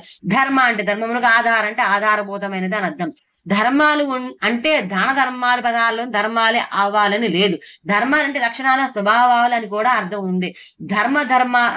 ద్రవ్య ధర్మాలు కూడా ధర్మాల్లోకే వస్తాయి. ప్రపంచంలోని కొన్ని రకాల జీవులు, పదార్థాలు వాటి ధర్మాలు వాటికి ఉంటాయి. ఒక దాని లక్షణం ఇంకో దానికి ఉండదు. పొట్ల స్వభావం బీరకు ఉండదు. ఉప్పు స్వభావం పంచదారకు ఉండదు. పులి స్వభావం ఆవుకు ఉండదు. నీటి స్వభావం పాదరసానికి ఉండదు. ఇలా వేటి స్వభావం వాటికే ఉండటానికి ఆధారం అమ్మవారి ఆజ్ఞలే. కాబట్టి అన్ని ధర్మాలకు ఆధారమైంది అమ్మవారు. ఒకవేళ ఎవరి వలనైనా ధర్మం కొట్టబడితే అలా దెబ్బ కొట్టబడమే ధర్మే దెబ్బ కొట్టిన వాడిని చెబుతుందని ధర్మశాస్త్రం చెబుతుంది. ధర్మాచారం అలక్షణత్వాన్ని నశింపజేస్తుంది. ధర్మాన్ని ఎందుకు ఆచరిస్తున్నావు అంటే ఆ ధర్మాన్ని ఆచరిస్తే అది నన్ను రక్షిస్తుంది కాబట్టి అని. కానీ ధర్మాన్ని నేను ఆచరించి ఇతరులను ఇబ్బంది పెట్టకుండా ఉంటే ఆ ఇతరులు కూడా ధర్మాన్ని ఆచరించి నన్ను ఇబ్బంది పెట్టరు కాబట్టి అని. కానీ ఆ ధర్మాన్ని ఆచరించకపోతే నన్ను శిక్షిస్తారు కాబట్టి, జరిమానా వేస్తారు కాబట్టి అని కాని సమాధానం కాకూడదు. ధర్మాన్ని ఎందుకు ఆచరిస్తున్నావు అంటే అలా ఆచరించడం ధర్మం కాబట్టి అన్నదే సమాధానం కావాలి. ఈ ధర్మాచరణకు ప్రేరణ ఆధారం ప్రమాణం అమ్మవారి సృష్టిలో తిరుగు లేకుండా ఉండే ద్రవ్య ధర్మాలు, ఋతు ధర్మాలు, జీవ ధర్మాలే కావాలి అవ్వాలి. లేదా శృతుల్లో స్మృతుల్లో చెప్పనివే ఆధారంగాను ప్రమాణంగాను ఉండాలి. ధర్మాలకు ఆధారమైనది అని ఈ నామానికి అర్థం. తర్వాత 885 ధనాధ్యక్ష. ఇది 4 అక్షరాలు నవీనామం తమరు నమస్కరించేటప్పుడు ధనాధ్యక్షాయ నమః అని చెప్పాలి. ధన అంటే ధనమునకు, అధ్యక్ష అంటే అధికారి అని అర్థం. ధర్మము పరలోకముతో ముడిపడి ఉండి పుణ్యములకు సంబంధించినది అయితే ధనం ఇహలోక సౌఖ్యాలకు సంబంధించింది. అయితే ధనం అంటే నోట్ల కట్టలు కాదు. ఈ నోట్ల కట్టలను కరెన్సీ అంటారు. ఈ శ్రీ సూక్త ఫలశ్రుతుల్లో ధనం అంటే ధనమగ్ని ధనం వాయువు, ధనమగ్ని ధనం వాయువు, ధనం సూర్యోధనం వసువు అని చెప్పబడింది. ఈ లెక్కలని ప్రాణాధారం జీవనాధారం అయినవే ధనం క్రిందకు వస్తాయి గాని నోట్ల కట్లకు లోహపు బెళ్ళలు కావు. ఏవి లేకపోతే నోట్ల కట్టలున్నా ప్రయోజనం లేదో, ఏవి ఉంటే నోట్ల కట్టలు లేకపోయినా ప్రయోజనం ఉందో దాని వాస్తవానికి ధనం లేదా సంపద అన్నది. ఈ విధమైన ధనానికి అమ్మవారి అధికారిని పంపిణీ ధారిణి. ఇప్పుడు మనం నోట్ల కట్టెల అని అర్థం చెప్పుకునే ధనానికి అర్థం పూర్వం మనం పడ్డ శ్రమకు చిహ్నం అని మాత్రమే గాని అంతకంటే విలువైన అర్థం లేదు. ఈ విధమైన నోట్ల కట్టెలని శ్రమ పడకుండా కూడా సంపాదించే మార్గాలు రోజు రోజుకు పెరిగిపోతూ ఉన్నాయి. కానీ సంపద కావాలంటే శ్రమ పడవలసిందే. కాబట్టి ధనం అంటే సంపదగా నోట్ల కట్టలు కాదు. ఈ విధమైన ధనానికి అమ్మవారు అధ్యక్షురాలు. ధనము నాకు సంపదకు అంటే అధ్యక్షురాలు అని నామానికి అర్థం. తర్వాతది 886 ధనదానే వివర్ధిని. ఇది 8 అక్షరాలు అమీనాంతమరు నమస్కరించేటప్పుడు ధనదానే వివర్ధిన్యే నమః అని చెప్పాలి. ధన అంటే ధనమును, ధాన్యం అంటే ధాన్యమును, వివర్ధిని అంటే విశేషంగా వర్ధిల్ల చేయునది అని అర్థం. ప్రాణాధారాలైన గాలి, నీరు, అగ్ని, దేహాధారాదులైన పాడి పంట వసతులను ధనధాన్యాదులు అంటారు. విశ్వ కళ్యాణానికి ఇవి వర్ధిల్లితే చాలు. అందుకని అమ్మవారు ధనధాన్యాదులను వర్ధిల్ల చేస్తుంది. ధనధాన్యాదులు వర్ధిల్ల చేయునది అని ఈ నామానికి అర్థం. ధర్మాధార ధనాధ్యక్ష ధనధాన్య వివర్ధిని. నామాల పరలోకంతో ముడిపడి ఉండే పుణ్యాన్ని, ఇహలోకంతో ముడిపడి ఉండే ధనాన్ని, మన దేహంతో ముడిపడి ఉండే ధాన్యాన్ని అమ్మవారు వర్ధిల్ల చేస్తుందని సమన్వయం చేసుకోవాలి. తర్వాత 888 విప్రప్రియ. ఇది 4 అక్షరాలు మీ నామతమరు నమస్కరించేటప్పుడు విప్రప్రియాయే నమః అని చెప్పాలి. విప్ర అంటే విశేషమైన ప్రజ్ఞ కలిగి, వేద అంటే వేద విహిత కర్మలు చేయవారి యందు, ప్రియ అంటే ప్రీతికరది అని అర్థం. రాజకీయపరమైన మాలవాడు ఎలా అయితే హరిజనుడు కాడు, అలాగే యజ్ఞోపవేతం ఉన్నవాడల్లా ఎలా అయితే ద్విజుడు కాడు, అలాగే వేద పాఠాలు వల్లించేవాడల్లా బ్రాహ్మణుడు కాడు. ఉపదేశం పొంది సంస్కరింపబడేవాడు ద్విజుడు, బ్రహ్మజ్ఞానం కలిగిన వాడే బ్రాహ్మణుడు. అలాగే వేదాలు చదివి విశేష ప్రజ్ఞను పొంది వేద విహిత కర్మలు చేసేవాడే విప్రుడు. ఇటువంటి విప్రులు అంటేనే అమ్మవారికి ఇష్టం. విశేషమైన ప్రజ్ఞ కలిగి వేద విహిత కర్మలు ఆచరించే వారి యందు ప్రీతి కలదని ఈ నామానికి అర్థం. తర్వాత 888 విప్రప్రియ. ఇది 4 అక్షరాల నామం. ఈ నామతమరు నమస్కరించేటప్పుడు విప్ర రూపాయ నమః అని చెప్పాలి. విప్ర అంటే విప్రుల, రూప అంటే రూపముగా ఉన్నది అని అర్థం. అయితే జన్ననా జాయతే శూద్ర సంస్కారా ద్విజముచ్యతే వేద పాఠి భవేద్ విప్రః బ్రహ్మజ్ఞానీ చ బ్రహ్మణః. ఈ శ్లోకాన్ని బట్టి పుట్టడంతో ప్రతి వ్యక్తి శూద్రుడే. ఉపదేశం పొంది సంస్కరింపబడితే ద్విజుడు అవుతాడు, వేద పఠనం వల్ల విప్రుడు అవుతాడు, బ్రహ్మజ్ఞానం కలిగిన వాడు బ్రాహ్మణుడు అవుతాడు. అంటే ఈ అర్హత సాధన వల్ల వచ్చేవి గాని జన్మ వల్ల కులం వల్ల వచ్చేవి కావు. పై తెలిపినట్లుగా వేదాలు చదివి అర్థాన్ని గ్రహించి విశేష ప్రజ్ఞని పొంది వేద విహిత కర్మలు చేసే విప్రుల రూపంలో ఉండేది అమ్మవారేనని ఈ నామము తెలుపుతుంది. స్వర్గలోకంలో దేవతలాంటి వారు, భూలోకంలో విప్రులు అలాంటి వాళ్ళు. అందుకని వేదవేత్తలైన విప్రులను భూసురులు లేదా భూదేవతలు అంటారు. ఈ విప్రులు అంటే అమ్మవారికి ఇష్టం. వీరి రూపంగా ఉండే అమ్మవారు వేద విద్యను విస్తరణ చేస్తుంది. వేదవేత్తలైన విప్రులు రూపంగా ఉన్నదని ఈ నామానికి అర్థం. తర్వాత 889 విశ్వభ్రమణకారిణి. ఇది 8 అక్షరాలు అమీనాంతమరు నమస్కరించేటప్పుడు విశ్వభ్రమణకారిణ్యే నమః అని చెప్పాలి. విశ్వ అంటే విశ్వం యొక్క, భ్రమణ అంటే భ్రమణం యొక్క, కారిణి అంటే కారణమైనది అని అర్థం.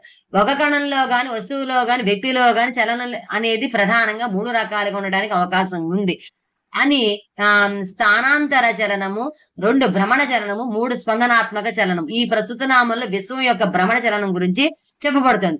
భ్రమణ చలనంలో ఒక ఆవర్తన లక్షణం ఉంటుంది. స్టాండ్ వేసి సైకిల్ వెనుక చక్రం తిప్పితే ఆ చక్రం తిరిగే చలనాన్ని భ్రమణ చలనము అంటారు. ఫ్యాన్ తిరగడం కూడా ఇలాంటిదే. సృష్టిలో భ్రమణ చలనం చాలా వాటిల్లో ఉంది. గ్రహాలు తమ చుట్టూ తాము తిరగడము భ్రమణ చలనం అయితే, సూర్యుని చుట్టూ తిరగడము పరిభ్రమణము చలనమవుతుంది.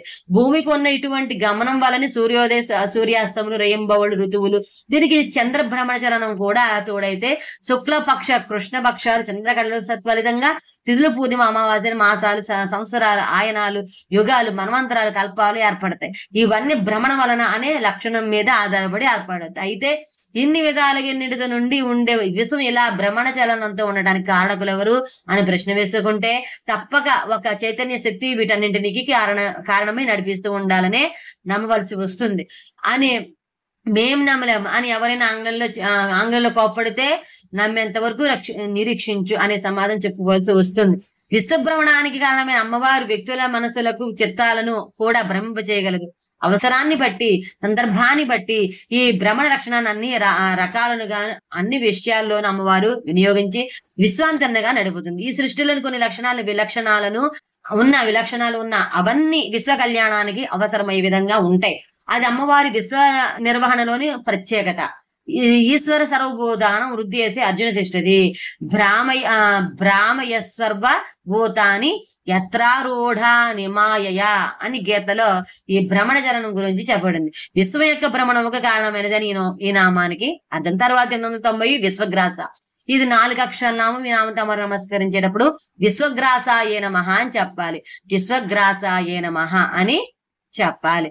విశ్వ అంటే విశ్వమంత్రి, గ్రాస అంటే తనలోనికి గ్రహించున్నది అని అర్థం. గ్రస్ అంటే మింగుట అని అర్థం. మింగడానికి, తినడానికి లేదా ఉంది. మింగట అంటే వస్తువుని గాని బృహద్దాన్ని గాని ఉన్నదాన్ని ఉన్న చోటు తెలుపుటకు గ్రహించడం. నమ్ములుతూ అనుభూతి పొందుతూ గ్రహించని తినడం అనాలి. ఈ ప్రక్రియలో రుచిలో సంబంధం ఉంటుంది. పిల్లి ఎలుకను తినడం ఇలాంటి కోవకే వస్తుంది. ఇంగ్లీషు మందు బెళ్ళ వేసుకోవాల్సి వచ్చినప్పుడు మనం మింగేస్తాం. ఈ ప్రక్రియలో రుచితో సంబంధం ఉండదు. బత్తాయి కమరాల వంటి పళ్ళు తింటున్నప్పుడు వాటిలో గింజలు ఒక్కొక్క చేసి గొంతులోంచి జారి కడుపులోకి పోతాయి. అవి ఒక్కొక్కప్పుడు చెక్కు చెదరకుండా విసర్జవుతూ ఉంటాయి కూడా. అంటే ఈ గ్రహించబడే దానికి మార్పు ఉండదు. అలాగే మహాప్రళయ కాలంలో ఈ మొత్తం విశ్వాన్ని అమ్మవారు కాళీ రూపంలో ఒక మందు బెడలాగా బీజప్రాయంగా మింగేస్తుంది. అలా మింగిన అమ్మవారి కడుపులో బీజప్రాయంగా చతుర్దశ భువనాలతో ఉన్న మొత్తం విశ్వం చెక్కు చెదరకుండా ఉండి మళ్ళీ సృష్టి ప్రారంభంలో బయటకు వ్యక్తమవుతుంది. ఇలా విశ్వానంతటిని తనలోకి గ్రహించు అమ్మవారి నామాన్ని విశ్వగ్రాస అన్నారు. మహాప్రళయ కాలం నందు విశ్వమును తనలోకి గ్రహించినది అని ఈ నామానికి అర్థం అనమాట. తర్వాతది 890 విద్రుమాభ. ఇది 4 అక్షరాలు. ఈ నామం తమరు నమస్కరించేటప్పుడు విద్రుమాభాయ నమః అని చెప్పాలి. విద్రుమ అంటే పగడము యొక్క, ఆభ అంటే ప్రకాశించినది అని అర్థం. విద్రుమాభ అంటే పగడం వల్ల ప్రకాశించినది అని చెప్పడం తప్పు. పగడం యొక్క రంగులో ప్రకాశించినది అనేది సరైన అర్థం. సూర్యుడు ఒక్కొక్క సమయంలో ఒక్కొక్క రంగులో ఉంటాడు. ఈ విషయము రుద్ర నమ్మకంలో అసోయస్తామ్రో అరుణ ఉత బభ్రువు సుమం గలహ అని చెప్పబడింది. నలుపు రంగులోకి పోక ముందు అంటే అస్తమయ సూర్యుని రంగు తామ్రవర్ణంలో ఉంటుంది. నలుపు రంగంలోంచి బయటకు వచ్చే ముందు అంటే ఉదయ సూర్యుని రంగు అరుణ వర్ణంలో ఉంటుంది. ప్రస్తుత నామం విద్రుమాభలోని విద్రుమ అంటే పగడం తామ్రవర్ణంలో ఉంటుంది. అంటే అస్తమయ సూర్యుని రంగులో ఉంటుంది. అమ్మవారు ఈ రంగులో కూడా ప్రకాశిస్తూ ఉంటుంది అని ఈ నామం చెప్తుంది. అయితే ఏ సమయంలో ఏ రంగులో ప్రకాశిస్తుంది విద్రుమాభ అనడంలోనే చెప్పబడింది. విద్రుమం తామ్రవర్ణంలో ఉంటుంది. ఈ తామ్రవర్ణం అస్తమయ కాలాన్ని సూచిస్తుంది అని ముందే చెప్పబడింది కదా. ఇంతకు ముందు నామమైన విశ్వగ్రాసలో ప్రళయ కాలంలో అమ్మవారికి సంబంధించిన ఒక లక్షణం ఉంటుంది చెప్పబడింది. ప్రస్తుత నామంలో కూడా అదే కాలం కంటే పగలు రాత్రిలోకి లీనమవడం కాబోయే సూర్యాస్తమయాల కాలము సూచించే ప్రళయ ప్రారంభ కాలానికి సంబంధించిన అమ్మవారి రంగు గురించి చెప్పబడింది. ఇదే ఈ నామాల వరుసలో సంబంధం ఔచిత్యం. పగడపు రంగు కాంతిలో ప్రకాశించినదని ఈ నామానికి అర్థం అనమాట. తర్వాత 892వ నామము వైష్ణవి. ఇది మూడు అక్షరాలు నామం. ఈ నామంతో అమ్మవారు నమస్కరించేటప్పుడు వైష్ణవ్యే నమః అని చెప్పాలి. వైష్ణవి అంటే విష్ణు సంబంధమైన స్త్రీ రూపం. విష్ణు సంబంధమైన స్త్రీ రూపం అంటే మోహిని రూపం. విష్ణు శక్తి అయిన లక్ష్మీ స్వరూపురాలని, స్థితికారిణి అని ఈ నామానికి అర్థాలు చెప్పుకోవచ్చును. తర్వాత 893 విష్ణు రూపిణి. ఇది 5 అక్షరాల నామం. ఈ నామంతో అమ్మవారు నమస్కరించేటప్పుడు విష్ణు రూపిణ్యే నమః అని చెప్పాలి. విష్ణు అంటే విష్ణు లక్షణము గల, రూపిణి అంటే రూపం గలది అని అర్థం. విష్ణు యొక్క లక్షణాలు సర్వవ్యాపకత్వం అంటే పోషకారకత్వము, శివుని భార్య అవ్వడము, శివుని అర్చించడము. ఈ పైన చెప్పిన 4 లక్షణాలు అమ్మవారిలోనూ ఉన్నాయి. విష్ణువు యొక్క ఈ లక్షణాల రూపంగా కలిగినది కాబట్టి అమ్మవారు విష్ణు రూపిణి. బ్రహ్మాండ పురాణంలో ఆదిశక్తి గురించి విష్ణుమూర్తి ఆద్యాశక్తి మహేశస్య చతుర్థ భిన్న విగ్రహ భోగే భవానీ రూప సా దుర్గా రూపాచ సంగరే కోపేజ కాళికారూప పుంరూపాచ మదాత్మక అని చెప్పినట్లు ఉంది. మహేశ్వరుని గురించి మహేశ్వరుని ఆదిశక్తి భోగ రూపమున భవానీ గాను, యుద్ధరంగంలో దుర్గాదేవి గాను, కోపంలో కాళిక గాను, పురుష రూపంలో నా స్వరూపంగాను, ఇలా 4 విధాలుగా అయ్యింది అని దీని అర్థం. ఈశ్వరుని ఆదిశక్తి పురుష రూపంలో ఉన్న విష్ణుమూర్తిగా ఉంటుందని ఈ శ్లోకాన్ని బట్టి నిర్ధారణ అవుతుంది. విష్ణువు లక్షణములను రూపంగా కలిగినదని ఈ నామానికి అర్థం. తర్వాత 894 అయోనిహి. ఇది 3 అక్షర నామం. ఈ నామంతో అమ్మవారు నమస్కరించేటప్పుడు అయోనియే నమః అని చెప్పాలి. అయోనియే అంటే ఉత్పత్తి స్థానం లేనిది అని అర్థం. సాధారణంగా దేనికైనా భౌతికంగా వ్యక్త రూపంలో ఉండటానికి జన్మకారణం లేదా ఉత్పత్తి స్థానం ఒకటి ఉండాలి. దాన్ని యోని అన్నారు. ఉత్పత్తి స్థానం లేకుండా ఏది భౌతిక ప్రపంచంలో ఉండదు. మనుష్యులకు తల్లిదండ్రులే జన్మకారణం, మాతృగర్భమే ఉత్పత్తి. మరి అమ్మవారికి అలాంటి జన్మకారణం ఏది, ఎవరి వల్ల అమ్మవారు పుట్టింది అన్న దానికి సంబంధం లేదు. ఈ విశ్వ మొత్తానికి అమ్మవారి ఉత్పత్తి స్థానం అయినప్పుడు ఇంకా అమ్మవారికి వేరే ఉత్పత్తి స్థానం ఎక్కడా ఉంటుంది. అందుచేత అమ్మవారు యోనిహి అయింది. తనకు ఒక ఉత్పత్తి స్థానము అంటే పుట్టుక స్థానం లేనిది అని ఈ నామానికి అర్థం. తర్వాత 895 యోని నిలయ. ఇది 5 అక్షరాల నామం. ఈ నామంతో అమ్మవారు నమస్కరించేటప్పుడు యోని నిలయ ఏ నమః అని చెప్పాలి. యోని అంటే ఉత్పత్తి స్థానంలో, నిలయ అంటే నిలయమైనది అని అర్థం. ఇంతకు ముందు నామంలో మనము ఈ నామం యొక్క భావం కూడా తెలియబడింది. ఈ సమస్త విశ్వ అమ్మవారి నుండి వ్యక్తమైంది అని సృష్టికర్తి వియదాది జగత్ప్రసూహు, విశ్వగర్భ, విశ్వధారిణి అనే మొదలైన నామాలు తెలిపాయి. తనకు వేరే ఉత్పత్తి స్థానం లేదు గాని తానే అన్నింటికి ఉత్పత్తి స్థానం. ఈ 2 నామాలు ఒకదానితో ఒకటి సంబంధం కలిగి అమ్మవారి తత్వాన్ని నిర్ధారించి చెప్తాయి. ఈ శ్రీ చక్రంలోని కేంద్రం వద్ద శివశక్యైక్య రూపిణి సూచించిన బిందు స్థానం ఈ యోని నిలయ అన్న నామం తెలిపే ఉత్పత్తి స్థానం. సమస్త విశ్వానికి ఉత్పత్తి స్థానం అని ఈ నామానికి అర్థం అనమాట. తర్వాతది 896 కూటస్థ. ఇది 3 అక్షరాల నామం. ఈ నామంతో అమ్మవారు నమస్కరించేటప్పుడు కూటస్థాయ నమః అని చెప్పాలి. కూట అంటే చెక్కు చెదరకుండా ఇనుప దాగలి వలె ఎల్లకాలము ఒకే విధంగా, స్థా అంటే ఉండునది అని అర్థం. ప్రపంచంలో మిగిలిన వాటికి ఎన్నో మార్పులు, చేర్పులు, కూర్పులు జరగవచ్చు. ఆకారాలు, పరిమాణాలు, నామాలు, రూపాలు మార్పవచ్చును. కానీ అటువంటి మార్పులు పొందే స్వరం నందు ఏ మార్పు చెందకుండా ఉండేదే అమ్మవారు. చోటులో ఇల్లు కట్టినా ఇంట్లో గదిలో పరిమితమైన చోటుకు ఏమీ మార్పు ఉండదు.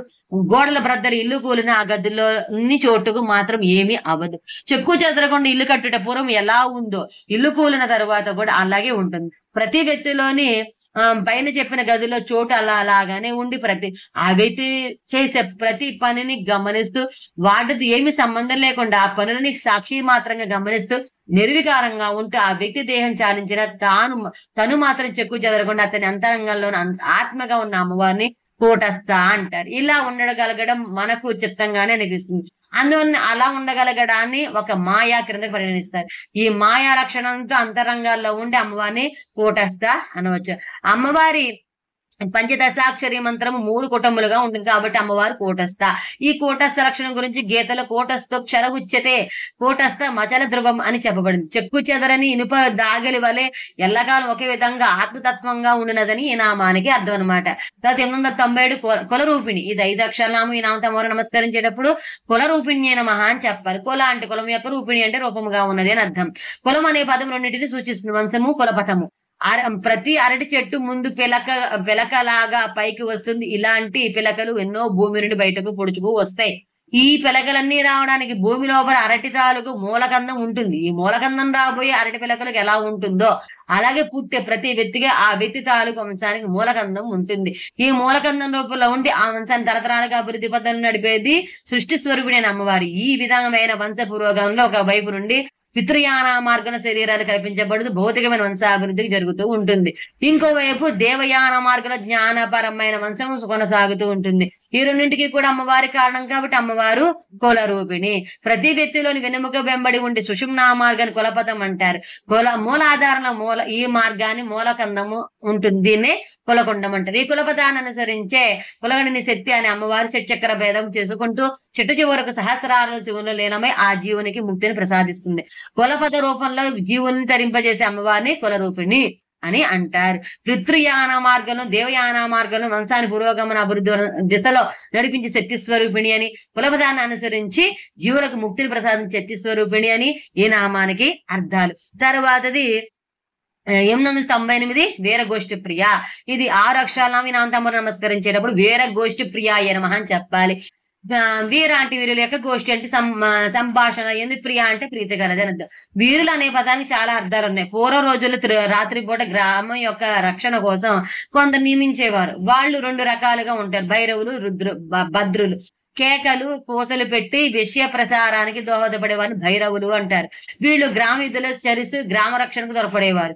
ఒక్కొక్క చోట అచితంగా గ్రామ రక్షణ విషయము చూసేవారిని భద్రులు అంటారు. ఈ ఇద్దరిని వీరభైరవులు, వీరభద్రులు అని లేదా సరళంగా వీరులు అని పిలుస్తారు. ఈ వీరులనే పోతురాజులని కూడా అంటారు. ఈ వీరులు లేదా పోతురాజులుగా రాత్రిపూట గ్రామ రక్షణ గురించి మాట్లాడుకోవడానికి చేరే ప్రదేశాలు సాధారణంగా ఊరి పొలిమేరల్లో ఉంటాయి. ఆ పొలిమేరలో పోలేరమ్మ లేదా పోలేరమ్మ మొదలైన పేర్లతో ఉండే అమ్మవారికి మందిరాలు ఉంటాయి. ఈ మందిరాల ప్రాంగణంలో వాళ్ళు గ్రామం గురించి సంభాషించుకుంటూ ఉంటారు. ఈ వీరభద్రు, వీరభైరులు అనే వీరులు మాట్లాడుకునే మాటలను గ్రామదేవత అయిన అమ్మవారిని విని మన వాళ్ళు గ్రామ రక్షణ విషయాన్ని జాగ్రత్తగానే మసలుకుంటున్నారు అని సంతోషిస్తుంది. ఈ వీరులు గ్రామ రక్షకులు చేసే గోష్ఠి అందు ప్రీతి కలిగిన అమ్మవారిని వీరగోష్ఠి ప్రియ అంటారు. వీరభద్రుడు, వీరభైరవులు చేరిన చోట పోలేరామ మందిరాలు ఉండటం, వీరు ఎక్కడెక్కడ చేరితే అక్కడ శక్తి ఉంటుంది అనే విషయం నిర్ధారణ చేస్తుంది. గోవులు చేరే చోటును గోష్ఠి అంటారు. యజ్ఞయాగాది కృతులను గోవులు త్రొక్కిన మసలిన ప్రదేశాల్లో చేసే వాళ్ళు. మనలో కూడా మనం పరధ్యానంగా ఉన్నప్పుడు మనం ప్రమేయం లేకుండానే మన రక్షణ విషయం కోసం చేసే కొన్ని శక్తులు మనలో ఉంటాయి. ఎదుటివాడు రాయి విసిరి తప్పుకోవడాలు, కనురెప్పలు మూత పాడడాలు మొదలైనవన్నీ ఈ శక్తుల వల్లనే ఉంటాయి అన్నమాట. వాస్తవానికి వీటిని అనాలి ఆధునిక విజ్ఞానం అని ఇప్పుడే వీటిని గురించి తెలుసుకుంటోందన్నమాట. మహాభైరవ పూజిత అన్న 231 నామంలోను, భైరవి అన్న 276 నామం వివరణలోను పైన చెప్పిన విషయాలు విపులంగా ఉన్నాయి. ఆ వివరణలు కూడా చదువుకుంటే ప్రస్తుత నామ వివరణ పూర్తిగా అర్థమవుతుంది. మన భారతదేశంలో మతపరంగా ఉండే ఇటువంటి విషయాలు ఎంతటి మహత్తరమైన విజ్ఞాన విషయాలను అర్థం చేసుకోవడానికి ప్రయత్నించాలి.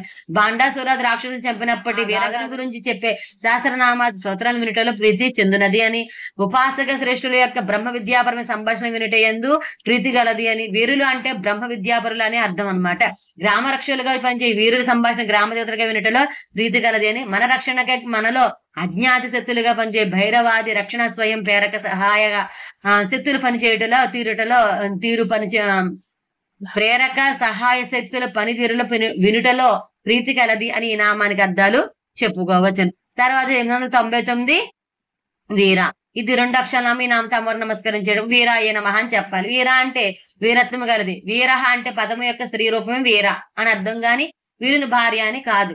అనితర సాధ్యమైన బండాసుర మహిషాసుర సంహారాలు ఎన్నో చేసిన వీర పరాక్రములు సంపన్నురాలు అని. శ్రీ విద్య ఉపాసక శ్రేష్ఠులు అనే వీరుల రూపంలో ఉండునది అని ఈ నామానికి అర్థాలు చెప్పుకోవచ్చు. తర్వాత 900 నైష్కర్మ్య. ఇది 3 అక్షరాల నామం. ఈ నామంతో నమస్కరించేటప్పుడు నైష్కర్మ్యాయ నమః అని చెప్ప. నైష్కర్మ్య అంటే క్రియాకర్తృత్వము లేనిది. మనం ఊరికే కదలకుండా ఒక చోట కూర్చున్నా, మనం ఏదన్నా చేద్దాం సంకల్పించకపోయినా మన కర్తృత్వం, మన ప్రమేయం లేకుండా మన మనసుల్లో ఆలోచనలు వస్తూ ఉంటాయి. గుండె కొట్టుకుంటూ ఉంటుంది. ఊపిరితిత్తుల ద్వారా శ్వాస ప్రక్రియ నిర్వహింపబడుతూ ఉంటుంది. ఇలా మనలోనే మన ప్రమేయం, మన కర్తృత్వం లేకుండా, మన సంకల్పం లేకుండా ఎలా ఈ పనులన్నీ జరుగుతున్నాయో అలా సృష్టికి సంబంధించిన సమస్తమైన క్రియాకలాపాలు అమ్మవారి ద్వారానే జరిగిన వాటి కర్తృత్వం మన అమ్మవారికి లేదు. లీలాప్రాయంగా అవన్నీ తిన్నగా అమ్మవారి ద్వారా జరిగిపోతాయే తప్ప వాటికి అమ్మవారు అంటుకోదు. అవి అమ్మవారికి అంటవు. ప్రతి జీవి తన గత జన్మ తాలూకు పాపపుణ్య ఫలాల లబ్ధమే భవిష్యత్ జన్మ కారమే. కాబట్టి సృష్టిలో కర్మలన్నీ జన్మ పరంపరల ద్వారా వచ్చే పాప పుణ్యాల ఫలితాలను బట్టి జరిగిపోతాయి. క్రియాచరణం గాని కర్మఫలం పాప పుణ్యాల సంఘం గాని అమ్మవారికి లేదు. కాబట్టి అమ్మవారు నైష్కర్మ్య, ఏ విధమైన క్రియాకర్తృత్వం లేనిది అని ఈ నామానికి అర్థాలన్నమాట. తర్వాత మనము 901 నామం నుంచి అయితే మనం విందాము. అంతవరకు స్వస్తి. అమ్మవారి యొక్క అనుగ్రహం మనందరిపైన ఉండని కోరుకుంటూ ఉన్నాను. సర్వజన సుఖం, సమస్త మంగళానుభవంతు. స్వస్తి. ఓం శ్రీ మాత్రే నమః.